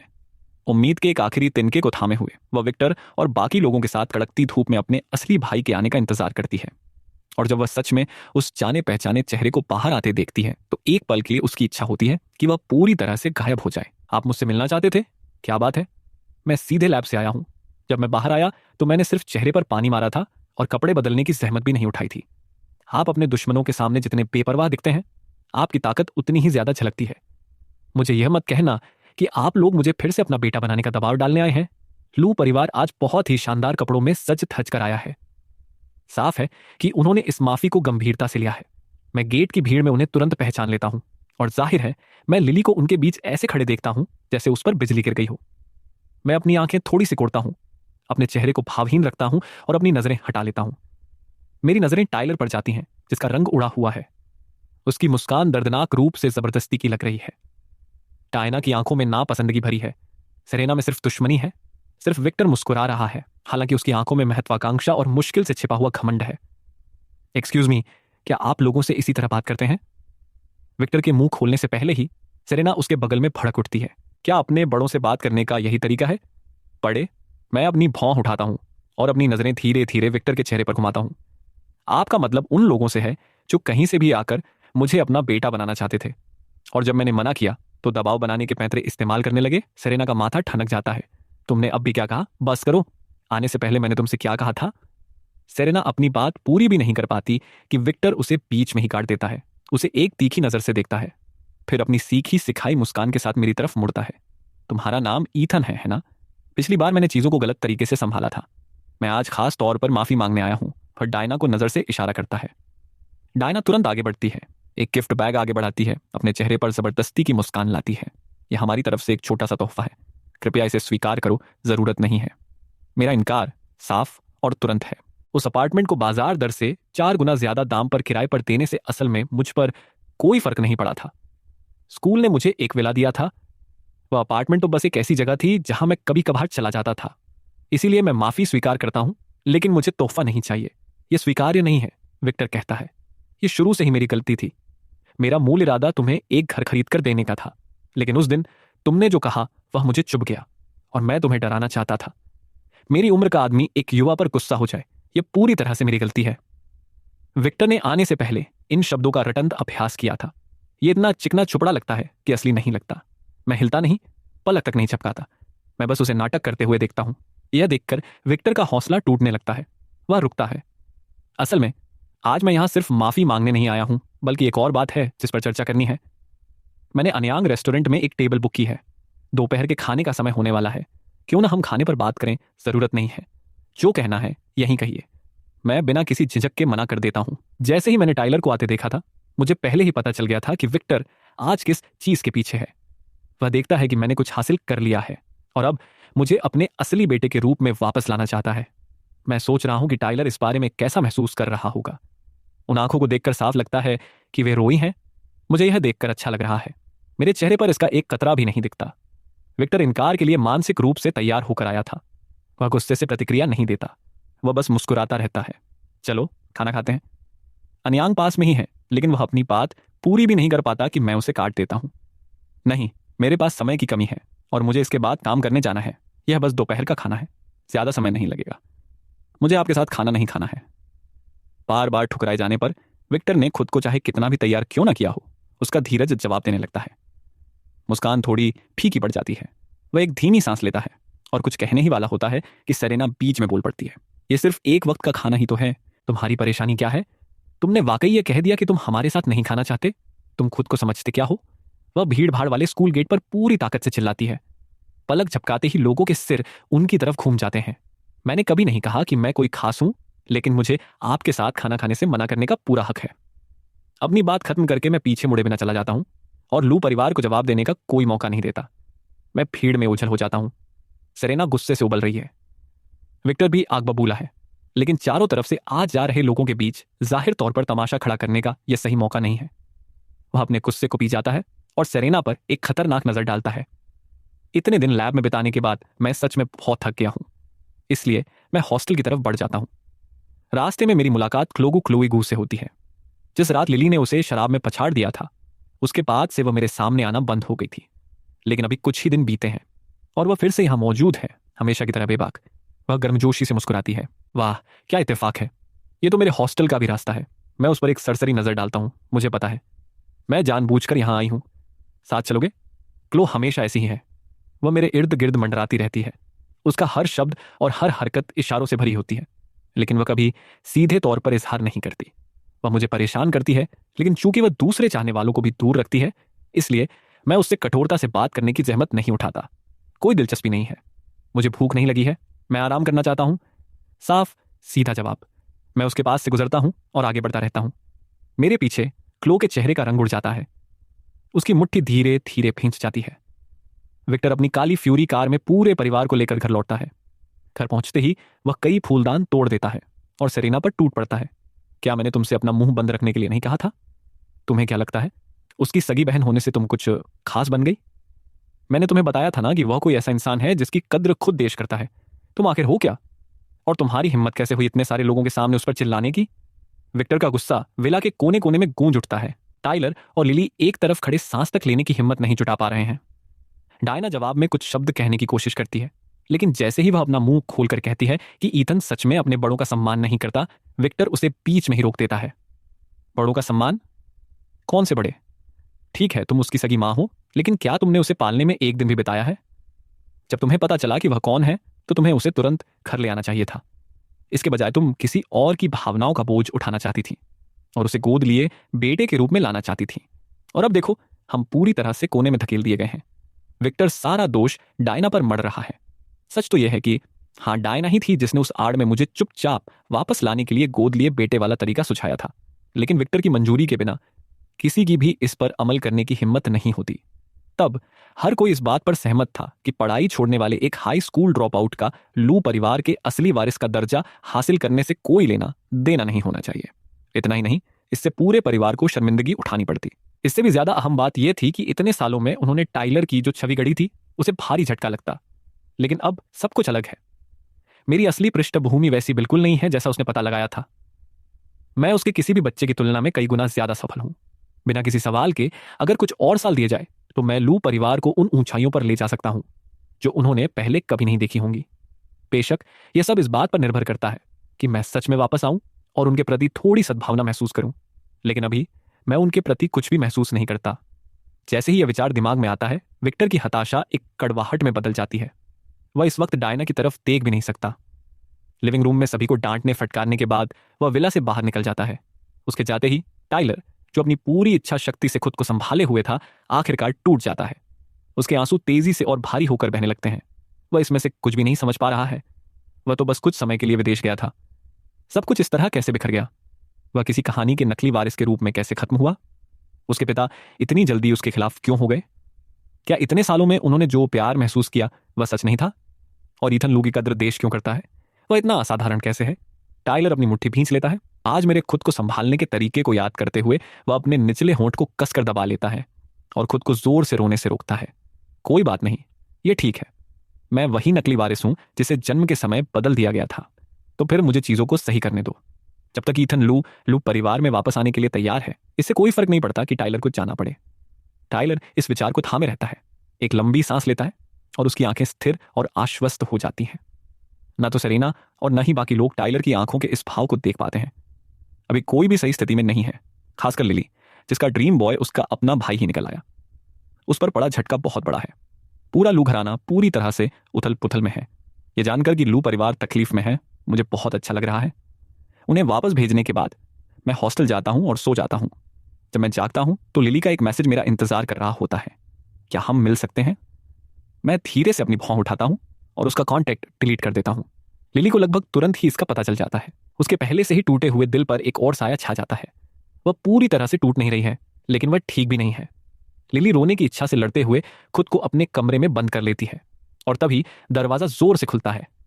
सेरेना अंदर आती है। उसका चेहरा तूफान जैसा बना हुआ है। तुम यहां छुपकर क्या कर रही हो? तुम्हें अंदाजा भी है कि टाइलर अभी कितना परेशान है? टाइलर को क्या हुआ है? लिली अचेत सी अपना सिर उठाती है और सेरेना की लाल आंखों से नजरें मिलाती है। सेरेना की मुट्ठियां कसकर भिंची हुई हैं। तुम पूछ रही हो कि उसे क्या हुआ है? वह अभी अपने कमरे में अपना सामान पैक कर रहा है। वह कह रहा है कि वह लू परिवार को छोड़कर जा रहा है। मम्मी और ईव ने हर संभव कोशिश की, वह किसी की नहीं सुन रहा है। वह कहता है कि वह ईथन लू को सब कुछ वापस लौटाना चाहता है। लिली के चेहरे का रंग तुरंत बदल जाता है। टाइलर, तुम ये क्या कर रहे हो? तुम मम्मी का दिल तोड़ रहे हो। जब यह सब हुआ तब तुम सिर्फ एक छोटे बच्चे थे। इसमें तुम्हारी कोई गलती नहीं है। प्लीज मत जाओ। तुम्हारे बिना मम्मी क्या करेंगी? टाइलर ने लू परिवार को छोड़ने का मन बना लिया है। विक्टर द्वारा मेरी ओर से सभी को डांटने के बाद टाइलर को लगता है कि अब उसके लिए यहाँ कोई जगह नहीं बची है। शायद अगर वह चला जाए तो सब कुछ वापस अपनी जगह पर आ सकता है। मैं लू परिवार में वापस आ सकता हूं और विक्टर की समस्याएं हल हो जाएंगी। जन्म के समय बदले जाने में सच में टाइलर की कोई गलती नहीं थी, लेकिन उसे फायदा जरूर हुआ है। इतने सालों से वह किसी और के संसाधनों और किसी और की जिंदगी पर जी रहा है। भले ही वह दूसरा इंसान ठीक ठाक निकल आया हो, फिर भी टाइलर खुद को एक चोर जैसा महसूस करता है। मम्मी, मैं आपसे मिलने वापस आऊंगा। टाइलर की आंखें आंसुओं से धुंधली हैं। मैं वादा करता हूं कि मैं वापस आऊंगा। अभी इसे ठीक करने का यही एकमात्र तरीका है कि मैं चला जाऊं। तब ईथन बिना किसी बोझ के वापस आ सकता है और वह आप लोगों के खिलाफ कुछ नहीं रखेगा। वह आपका असली बेटा है। टाइलर बोलते बोलते और भी ज्यादा बेहाल होता जाता है, यहां तक कि उसके मुंह से शब्द निकलना मुश्किल हो जाता है। तभी एक धमाके के साथ दरवाजा खुलता है और लिली तथा सेरेना अंदर भागती हैं। वह खून से भले ही लू हो सकता है, लेकिन तुम मेरे भाई हो। वे दोनों एक साथ बोलती हैं। उनके चेहरे कच्चे भावों से भरे हैं। टाइलर अपना सिर झुका लेता है और भी जोर से रोने लगता है। यह देखकर डायना आगे बढ़ती है और उसे अपनी बाहों में लपेट लेती है। खून ही सब कुछ नहीं होता। मेरे दिल में तुम ही मेरे असली बेटे हो। अगर तुम चले गए तो मेरा क्या होगा? अगर तुम अपने लिए ऐसा नहीं करना चाहते तो कम से कम अपनी मां के बारे में सोचो। सेरेना आगे कहती है, मेरे दिल में तुम ही मेरे इकलौते भाई हो। जहां तक किसी और की बात है, चाहे वह कितना भी प्रभावशाली क्यों ना हो, मेरे लिए उसका कोई मतलब नहीं है। सेरेना अपनी आंख के कोने से लिली पर एक चेतावनी भरी नजर डालती है। लिली अपने होंठ भींचती है और एक लंबी भारी सांस छोड़ती है। मेरे दिल में तुम ही मेरे इकलौते भाई हो टाइलर। प्लीज मत जाओ। अगर तुम चले गए तो यह परिवार बिखर जाएगा। मेरे प्रति लिली के मन में सच में कुछ मायने हैं। अभी कुछ ही पल पहले वह अभी भी सोच रही थी कि कितना अच्छा होता अगर ईथन को शुरू से ही असली बेटे के रूप में वापस स्वीकार कर लिया गया होता। लेकिन टाइलर को इस तरह रोते देखकर वह खुद को उसके पक्ष में खड़े होने से नहीं रोक पाती। वह चाहती है कि वह रुक जाए, भले ही ईथन कभी वापस ना आए। आखिरकार ईथन अपने दम पर बहुत अच्छा कर रहा है और ईथन लू वैसे भी कभी वापस आने के लिए उतना उत्सुक नहीं दिखा था। लिली अपने अंदर उठती बेचैनी और अपराध बोध को दबा देती है। उन तीनों को इतनी ईमानदारी से देखते हुए टाइलर नहीं जानता कि क्या कहे। वह एक लंबा समय लेता है इससे पहले कि वो कोई आवाज निकाल सके। लेकिन पापा चाहते हैं कि वह वापस आए, और अगर मैं रुका तो ईथन वापस आने से मना कर सकता है। और पापा आप सभी को इसके लिए दोषी ठहराएंगे। कोई बात नहीं, वह वापस आएगा। लिली एक गहरी सांस लेती है। उसका भाव वैसा है जैसा आप तब बनाते हैं जब आपके पास खोने के लिए कुछ नहीं बचता। अगर बात यहां तक आ गई तो मैं जाकर उससे भीख मांगूंगी। मैं भी चलूंगी। डायना अपनी आंखें पोंछते हुए कहती है, मैं उसे सच बताऊंगी कि वह कौन है। उसे वापस आने की भीख मांगूंगी, और अगर उसने मना कर दिया तो मैं उसके घुटनों में गिर जाऊंगी। जो भी हो टाइलर, तुम कहीं नहीं जा रहे हो। भले ही ईथन कभी वापस ना आए, मैं तुम्हें भी खोने का बर्दाश्त नहीं कर सकती। टाइलर आखिरकार पूरी तरह टूट जाता है। माँ और बेटा एक दूसरे को पकड़कर रोते हैं और उनके बगल में सेरेना और लिली आखिरकार राहत की एक लंबी शांत सांस लेती हैं। इस बीच मैं अपनी नींद से जागता हूं और सोचने लगता हूं कि लू परिवार से कैसे निपटा जाए। अपने तय समय के मुताबिक उन्हें जल्द ही मेरे पास वापस आना चाहिए, और इस बार उन्हें आखिरकार मुझे सच बता देना चाहिए कि मैं कौन हूं। जैसा कि उम्मीद थी, मुश्किल से एक दिन बीतता है कि लू परिवार फिर से आ धमकता है। सटीक कहें तो डायना अपने तीनों बच्चों के साथ आ रही है। वह अपने सबसे बड़े पत्ते का इस्तेमाल करती है। वह मेरी सगी मां होने का दावा करती है और बात करना चाहती है। मैं उसके मुंह पर हंस देता हूं। मेरी सगी मां, पिछली बार तो आपने मुझसे कहा था कि मैं आपके पति की जान बचाने वाले मददगार का बेटा हूं। अब मैं अचानक आपका अपना बेटा बन गया। मेरी आंखों में कोई भाव नहीं है। मेरी मुस्कान में अवमानना के अलावा कुछ नहीं है। डायना अपने होंठ भींच लेती है। इससे पहले कि वह बोल पाती, टाइलर आगे बढ़ता है। उसकी आवाज पछतावे से भारी है। I am sorry. उन्होंने जो कहा उसकी वजह सिर्फ मैं था। टाइलर एक धीमी सांस लेता है। ये एक लंबी कहानी है। अगर आपको ऐतराज ना हो तो शायद हम कोई कैफे ढूंढकर बैठ सकते हैं। मैं आपको शुरू से अंत तक सब कुछ समझाऊंगा। आपका क्या ख्याल है? टाइलर का भाव गंभीर है। उसमें सच्चा दुख है, और कुछ ऐसा भी है जो संकल्प जैसा दिखता है। मुझे यह पूरा नजारा बहुत हास्यास्पद लगता है। मेरी पिछली जिंदगी में हर बार जब वो ऐसा चेहरा बनाता था, सेरेना और बाकी लोग बिना दूसरा विचार किए मुझे नीचा दिखाते थे, मुझे तोड़ते थे, कहते थे कि मैं इसके लायक नहीं हूं। और यह सिर्फ सेरेना ही नहीं थी, डायना भी वैसी ही थी। वह हमेशा हर किसी से ज्यादा टाइलर का पक्ष लेती थी। जब भी कुछ गलत होता था तो हमेशा गलती किसी और की होती थी। लेकिन वह एक अलग जिंदगी थी। वह जिंदगी जहां मैं धूल जितना शक्तिहीन था, एक सह कलाकार की भूमिका में फंसा हुआ था। मैं सेरेना की तरफ देखता हूं, उसके चेहरे का भाव देखता हूं जो गुस्से से भरी है, लेकिन उसे दबाने पर मजबूर है, और एक शांत सांस छोड़ता हूं। मैं तुम्हें आधा घंटा देता हूं। बैठो, मुझे बताओ कि क्या हुआ था। मैं अपनी ठुड्डी को थोड़ा सा हिलाकर टाइलर की तरफ इशारा करता हूं। टाइलर खड़ा तो है, लेकिन पूरी तरह से मेरे इशारों पर नाच रहा है। सेरेना, डायना और लिली सभी इसे महसूस करती हैं। मेरे मन में उसके लिए छिपा हुआ शांत अनादर। तीनों एक साथ भौहें से कोड़ती हैं। टाइलर सब कुछ साफ साफ, स्थिर और ईमानदारी से बताता है। आपको गोद लिए बेटे के रूप में वापस लाने का कारण यह था कि पहले आपको धीरे धीरे संभाला जाए, फिर समय के साथ सच का खुलासा किया जाए और धीरे धीरे आपकी असली पहचान बहाल की जाए। किसी को उम्मीद नहीं थी कि यह इस तरह तमाशा बन जाएगा। यहां तक कि अंत में भी टाइलर विक्टर के लिए कुछ शब्द बोलता है। पापा का कोई गलत इरादा नहीं था, वह बस आपको बाहर अकेला भटकते हुए नहीं देख सकते थे। उन्हें डर था कि कहीं आप अपना रास्ता न भटक जाएं। ईमानदारी से कहें तो टाइलर इस सब में सच में बहुत माहिर है। उसका हर शब्द और इशारा ईमानदारी से भरा लगता है। अगर मेरी पिछली जिंदगी ने मुझे यह न दिखाया होता कि यह सब कितना बुरा रूप लेता है तो मैं शायद सच में पिघल जाता। वह मासूमियत का नकाब इतने स्वाभाविक रूप से पहनता है। डायना की आंखों में और सेरेना तथा लिली की आंखों में उभरते भावों को देखते हुए मैं अपनी एक भौं उठाता हूं। जिस तरह से तुम इसे बता रहे हो, ऐसा लगता है जैसे मुझे असल में तुम लोगों का शुक्रिया अदा करना चाहिए। मेरा वह मतलब नहीं है, टाइलर तुरंत कहता है। मैं जो कह रहा हूं वह यह है कि मेरे बिना इसमें से कुछ भी नहीं हुआ होता। अगर आपको किसी को दोष देना है तो मुझे दोष दीजिए। मम्मी और पापा को दोष मत दीजिए। वे बस मुझसे बहुत ज्यादा प्यार करते हैं। मैं जानता हूं कि उन्होंने जो किया वह आपके साथ नाइंसाफी थी। आप उनके असली बेटे हैं, लेकिन मम्मी और पापा भी यहां पीड़ित ही हैं। उन्होंने मुझे 1 दशक से भी ज्यादा समय तक अपने बच्चे की तरह पाला है। आप एक रात में 10 साल के प्यार को खत्म नहीं कर सकते। वे मुझे छोड़ नहीं सकते थे और वे आपको त्याग नहीं सकते थे, इसलिए उन्होंने वह झूठ बोला। टाइलर की बात पूरी करने से पहले ही डायना रो रही है। उसके इस तरह पेश करने से वह लगभग महान लगने लगती है। सेरेना और लिली दोनों साफ तौर पर प्रभावित दिखती हैं। वे मेरे प्रति अपने उस अनादर को पूरी तरह से भूल चुकी हैं। एक खून का रिश्ता जिससे वे कभी मिली भी नहीं थी। देहाती गंवार वाले कमेंट्स, नीच वाले अपमान, वह इसके लायक नहीं होने वाली बातें, सब कुछ टाइलर की घड़ी हुई आड़ के नीचे दब गया। मैं टाइलर को देखता हूं। तुम्हें इस तरह बताते हुए सुनकर मुझे लगभग लग रहा है कि मेरे पास तुम लोगों को माफ करने के अलावा कोई चारा नहीं है। टाइलर को साफ तौर पर राहत महसूस करते देख मैं अपना लहजा बदलता हूं। लेकिन चलो इस बात को किनारे रखते हैं कि वे मेरे असली माता पिता हैं भी या नहीं। जिस पल उन्हें पता चला कि यहां गलत बच्चा पला पड़ा है, उनकी पहली प्रवृत्ति यह पता लगाने की नहीं थी कि मैं कैसे जी रहा था। वह तुम्हारी भावनाओं की रक्षा करने की थी। क्या तुम्हें यह हास्यास्पद नहीं लगता? मेरी धर्म माँ तब मर गई थी जब मैं 7 साल का था।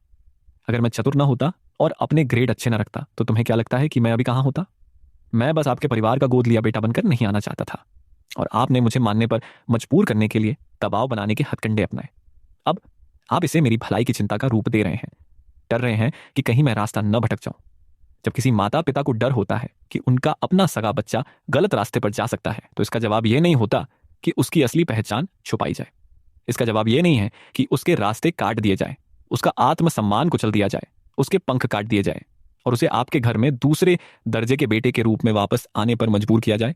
यह किसी कुत्ते को ट्रेनिंग देने जैसा है। उस पर एक के बाद एक वार करो और एक छोटा सा इनाम फेंक दो, फिर उम्मीद करो कि दूसरा इंसान कृतज्ञता से घुटनों के बल गिर पड़े।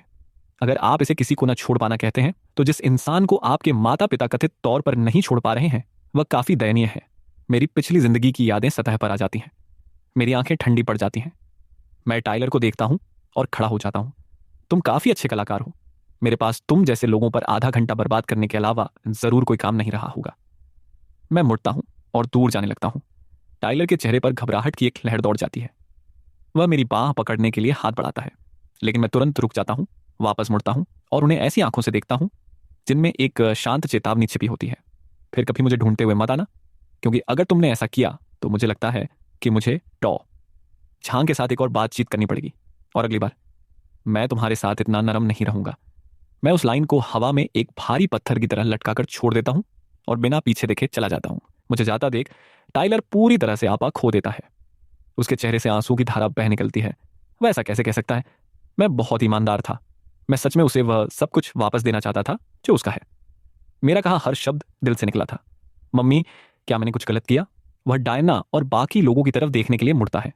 लिली का चेहरा भावशून्य है। डायना अपनी निराशा नहीं छिपा पा रही है, और सेरेना जिस तरफ मैं गया था उस दिशा में अपनी आंखों में एक खतरनाक चमकली घूरती है। नहीं, तुमने कुछ भी गलत नहीं किया। वह खुदगर्ज और आसान फरामोश है। तो क्या हुआ अगर वह बुद्धिमान है? अगर उसके मेंटर को पता चल जाए कि वह सच में किस तरह का इंसान है, तो क्या वे फिर भी उसका साथ देंगे? उसने कहा कि हमने उसका आत्मसम्मान कुचला, उसके पंख काटे। तो फिर मैं खुद उसके सामने का हर रास्ता बंद कर दूंगी। मैं उसे इस परिवार में रेंगते हुए वापस आने पर मजबूर कर दूंगी। मुझे बिल्कुल अंदाजा नहीं है कि सेरेना पहले से ही मेरे खिलाफ चाल चल रही है, और अगर मुझे पता भी होता तो भी मुझे कोई फर्क नहीं पड़ता। मेरे मौजूदा संसाधनों और औकात के साथ लू जैसे परिवार को कुचलना मामूली बात होगी। एकमात्र कारण जो मैं उन्हें बार बार सामने आने दे रहा हूं वह यह है कि उन्हें तड़पते हुए देखना मनोरंजक है। लाचारी का वह एहसास मैंने अपनी पिछली जिंदगी में उसमें डूबते हुए बहुत साल बिताए हैं। अब उनकी बारी है। मैं चाहता हूं कि वे अपनी हर प्यारी चीज को बिखरते हुए देखें, रेत की तरह अपनी उंगलियों से फिसलते हुए देखें, जब तक कि कुछ भी न बचे।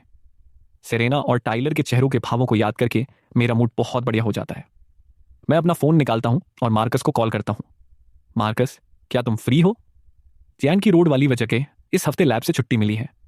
बेशक मैं उसे देखना चाहता हूं, ये मेरी पहली खुद की प्रॉपर्टी है। मेरी आंखों में एक शांत गर्माहट तैर जाती है जब मैं मार्कस से मिलने का समय तय करता हूं। जब डायना अपने तीनों बच्चों के साथ मुझसे मिलने आई थी तो उसने विक्टर को नहीं बताया था। उसे डर था कि अगर बात नहीं बनी तो विक्टर आग बबूला हो जाएगा। बाद में सोचने पर वह सही फैसला था। सिर पर धूप कड़क रही है, लेकिन डायना का दिल बर्फ सा ठंडा है। वह समझ नहीं पा रही है कि उसने ऐसा बेटा कैसे पैदा किया। सब कुछ इतने साफ साफ समझाया गया था, फिर भी वह समझदारी का एक कतरा दिखाने से मना कर देता है। आखिरकार मैं फिर भी उसकी मां हूं, भले ही उसने मुझे कभी ना पाला हो। जन्म देने का दर्द ऐसा है जिसे आप हमेशा साथ लेकर चलते हैं। लिली, सबको घर ले जाओ, मुझे अभी भी कुछ काम निपटाना है। अपनी परेशानी के बीच डायना को सेरेना की आवाज सुनाई देती है। वह ऊपर देखती है और सेरेना की आंखों में कुछ ठंडा और तेज पकड़ती है। उसका दिल बैठ जाता है। तुम क्या करने जा रही हो? डायना अपनी बेटी को जानती है। सेरेना वैसी बिल्कुल नहीं है जैसी वह खुद को सभ्य और शालीन दिखाती है। सच तो यह है कि वह स्वभाव से ठंडी है। उसके मन में कानून या इंसानी जिंदगी के लिए कोई असली सम्मान नहीं है। जब वह 15 साल की थी तब टाइलर का अपनी एक सहपाठी के साथ झगड़ा हो गया था। उसने अपना सिर दीवार से टकरा दिया था और उसके कुछ ही समय बाद वह लड़की स्कूल में गिर गई और उसकी दोनों टांगें टूट गईं। डॉक्टर ने कहा कि वह अपनी बाकी की जिंदगी व्हील चेयर पर बिताएगी और ये कोई अकेली घटना नहीं थी। यह तब तक चलता रहा जब तक कि विक्टर को पता नहीं चला और उसने उसे पीट पीट कर सुधारा नहीं। लेकिन आप एक भेड़िए को एक बार पीट कर मेमना नहीं बना सकते। आप बस उसकी भूख को और गहरा कर देते हैं। सेरेना मुस्कुराती है। मुझे कुछ काम निपटाना है। चिंता मत करो मम्मी। सेरेना ने तब जो कुछ भी किया था वह पूरा लू परिवार जानता था, सिवाय टाइलर के। लिली भी जानती थी। लिली की भौहें तन जाती हैं। कोई लापरवाही मत करना, वह अभी भी तुम्हारा। सेरेना उसकी बात पूरी होने से पहले ही काट देती है। वह एक सहज मुस्कान के साथ लिली की तरफ देखती है। अच्छा होगा कि तुम खुद पर ध्यान दो। लिली के दिल में टाइलर सबसे ज्यादा मायने रखता है, लेकिन मेरे लिए भी वहां एक असली जगह है। वह नहीं चाहती कि टाइलर जाए और वह यह भी नहीं चाहती कि मुझे कोई नुकसान पहुंचे। लिली टाइलर की तरफ देखती है। उसकी आंखों में केवल उलझन और खोने का डर देखती है। फिर सेरेना को बांह से पकड़कर एक तरफ खींच लेती है। वह अपनी आवाज धीमी कर लेती है। वह देश के लिए बहुत मायने रखने वाला इंसान है। अगर तुम उसके खिलाफ कुछ भी करने की कोशिश करोगी तो बाकी सब भूल जाओ, खुद सरकार तुम्हारे पीछे पड़ जाएगी। सेरेना एक छोटी सी सूखी हंसी हंसती है। तुम्हें सुनते हुए ऐसा लगता है जैसे तुम इस आसान फरामोश इंसान को व्यक्तिगत रूप से जानती हो। अजीब बात है, क्योंकि वह तो तुम्हारे बारे में बिल्कुल नहीं सोचता दिखता। लिली के चेहरे का रंग बिगड़ जाता है। मैंने जो कहना था कह दिया। अपना ध्यान रखना। जब यह तुम्हारे मुंह पर आकर फटेगा तो रोते हुए मत आना। सेरेना उसे एक तरफ धकेल देती है। टाइलर और डायना को छोटा सा हाथ हिलाती है और चली जाती है। लिली उसे जाते हुए देखती है। उसका दिमाग पहले हुई हर चीज पर वापस चला जाता है। उसकी भौहें सिकुड़ जाती हैं। जैसे ही वह पीछे हटने वाली होती है, पीछे से टाइलर की आवाज आती है। लिली, सेरेना तुमसे क्या कह रही थी? लिली मुड़ती है। टाइलर की साफ खुली आंखों से नजरें मिलाती है। कुछ खास नहीं। वह ऐसा इंसान है जिसकी कद्र देश करता है। भले ही सेरेना कुछ करने की कोशिश करे, वह शायद ज्यादा आगे नहीं जाएगी। और ईमानदारी से कहें तो वह हाल ही में थोड़ा ज्यादा ही कर रहा है। अगर मैं उसे पहले से ना जानती तो शायद मैं खुद उसे उसकी औकात दिखाना चाहती। चलो, मैं सबको घर ले चलती हूँ। लिली आह भरती है और अपने अंदर उठती बेचैनी और अपराध बोध को जितना हो सके दबा देती है। वह अपार्टमेंट 100 वर्ग मीटर से ज्यादा का है। 3 bedroom, 1 living area, 2 bathroom. Marcus ने एक छोटे बेडरूम को वॉक इन क्लोसेट और दूसरे को स्टडी रूम में बदल दिया था। लेआउट मेरे हिसाब से बिल्कुल सही है। मैं मार्कस को दोपहर के खाने पर ले जाता हूँ और पूरे रेनोवेशन का काम उसे सौंप देता हूँ। दोपहर में मैं बॉक्सिंग जिम जाता हूँ। जब तक मैं वहां से निकलता हूँ तब तक अंधेरा हो चुका होता है। मैं जल्दी से कुछ खाने के लिए उठाता हूँ और वापस कैंपस की तरफ बढ़ता हूँ, सिर्फ यह देखने के लिए कि क्लो ऐसे इंतजार कर रही है जैसे वह कभी गई ही ना हो। वह पूरी तरह से सफेद कपड़ों में है, स्ट्रीट लाइट के नीचे चमक रही है। बस अभी वापस आ रहे हो? मैं अच्छे मूड में हूं, इसलिए मैं हल्का सा सिर हिलाता हूं। हाँ, क्या तुमने खाना खा लिया? पहले ही खा लिया। क्या साथ में कुछ देर रात का नाश्ता करना चाहोगे? नहीं शुक्रिया, ठीक है। ऐसा लगता है कि उसने बिल्कुल इसी जवाब की उम्मीद की थी। उसके चेहरे पर कोई निराशा नहीं है। वह रुकती है। तो फिर मुझे तुम्हें हॉस्टल तक छोड़ने दो, कोई जरूरत नहीं है। मैं उसे फिर से मना कर देता हूं। मेरी भौहें पहले ही तन चुकी हैं। बुनियादी समझ वाला कोई भी इंसान देख सकता है कि मैं इस बातचीत को खत्म कर चुका हूं। वह भी इसे देखती है। लेकिन इशारे को समझकर जाने के बजाय वह पूरी तरह से बेतुकी बात कहती है। क्या तुम हाल ही में किसी मुसीबत में फंस रहे हो? क्या वह मुझ पर नजर रख रही है या लू परिवार ने कोई और चाल चली है? मैं अपना सिर झुकाता हूं और उसे देखता हूं। तुम्हारा इससे वास्तव में क्या मतलब है? वेल, आज कोई तुम्हारे बारे में पूछताछ कर रहा था। लग रहा था कि वे कैंपस के बाहर के लोग थे। जितना मैं देख सकती थी, उनके इरादे अच्छे नहीं थे। बस अपना ध्यान रखना। अगर तुम जल्द ही कभी कैंपस से बाहर निकलो तो तुम मुझे साथ ले जा सकते हो। उन्होंने क्या पूछा? मेरा ध्यान तेज हो जाता है। मेरी पिछली जिंदगी में मैंने लू परिवार के आसपास इतना समय बिताया था कि मैं उन्हें अच्छी तरह जानता हूं। डायना का टाइलर के प्रति पक्षपात हड्डियों तक गहरा है। विक्टर हर चीज से ऊपर मुनाफे को रखता है। लिली अपनी जड़ों तक खुदगर्ज है। सेरेना एक नागिन है जो अंधेरे से वार करना पसंद करती है। उन सब बातों को याद करके मैं अपनी मुट्ठी भींचता हूं, फिर उसे ढीला छोड़ देता हूं। यह अब वह जिंदगी नहीं है। इस बार मेरे खिलाफ चाल चलने वाली सेरेना ही होगी। लिली, उस सब के बाद जो मैंने उसे रिझाने के लिए जानबूझ कर किया था, मेरे लिए कुछ सच्चे भाव रखती है। वे भाव टाइलर की जगह लेने के लिए काफी नहीं है, लेकिन यह तथ्य कि लिली इस बार चुप रही है, इसका मतलब है कि मेरी कोशिशें बेकार नहीं गईं। लिली मेरी परवाह करती है, इसलिए भले ही वह पीछे हटकर देखे, वह कभी मेरे खिलाफ कदम नहीं उठाएगी। नागिन की फितरत वाली सेरेना ही ऐसा करने में सक्षम है। अकेला सवाल यह है कि वह क्या हथकंडा अपनाएगी। यह देखते हुए कि मैं देश के लिए एक महत्वपूर्ण इंसान हूं, मैं यह देखने के लिए थोड़ा उत्सुक हूं कि वह क्या कोशिश करती है। मेरी आंखें भटकती हैं और लू परिवार से बदला लेने की एक योजना दिमाग में बैठ जाती है। मैं मन ही मन मुस्कुराता हूं। क्लो पल भर के लिए हैरान रह जाती है, फिर खुद को संभालती है और दोपहर में हुई हर बात को मिर्च मसाला लगाकर बताती है। संक्षेप में कहें तो आज दोपहर 3 आदमी आए थे और सवाल पूछ रहे थे। वे जानना चाहते थे कि मैं किस हॉस्टल में रहता हूं, क्या कैंपस में मेरे करीबी दोस्त हैं, मैं आमतौर पर अपना समय कहां बिताता हूं, मेरी दिनचर्या कैसी दिखती है। तीनों यूनिवर्सिटी के बाहर के थे। उन्होंने क्लो के एक दोस्त से संपर्क किया जो जानता है कि क्लो मेरे बारे में कैसा महसूस करती है, और उसने यह जानकारी सीधे उस तक पहुंचा दी। कहानी के इस मोड़ पर क्लो खुद को दिखाने से रोक नहीं पाती। मैं लिनन यूनिवर्सिटी में कम से कम आधे लोगों को जानती हूं। चिंता मत करो ईथन, मैं किसी को तुम्हें नुकसान नहीं पहुंचाने दूंगी। शुक्रिया क्लो। मुझे विश्वास नहीं है कि वह मुझे पूरी कहानी बता रही है। कैंपस में मेरी हैसियत को देखते हुए सेरेना तब तक कोई लापरवाही भरा कदम नहीं उठाएगी जब तक कि वह पूरी स्थिति को अच्छी तरह न समझ ले। कम से कम इतनी जल्दी तो नहीं। सबसे संभावित परिदृश्य यह है कि क्लो और सेरेना ने एक अस्थायी सौदा किया है, किसी तरह का ऐसा समझौता जिसके बारे में खुलकर बात नहीं की जा सकती। लेकिन इससे कोई फर्क नहीं पड़ता। कोई भी योजना, चाहे कितनी भी चतुर क्यों न हो, अपार ताकत के सामने बिखर जाती है। क्लो मुझे फिर से हॉस्टल तक छोड़ने की पेशकश करती है। मैं उसे फिर से मना कर देता हूं। अगर सेरेना पहले से ही चालें चल रही है तो मुझे उसी हिसाब से खेलना होगा। मुझे यह पता लगाने दो कि वह क्या करना चाहती है। क्लो ने मुझे जो बताया वह शायद सच और झूठ का मिश्रण है। सेरेना ने सच में मेरी जांच करने के लिए लोग भेजे थे, वह हिस्सा तो जाहिर है। क्लो के साथ साझेदारी छिपी हुई परत है।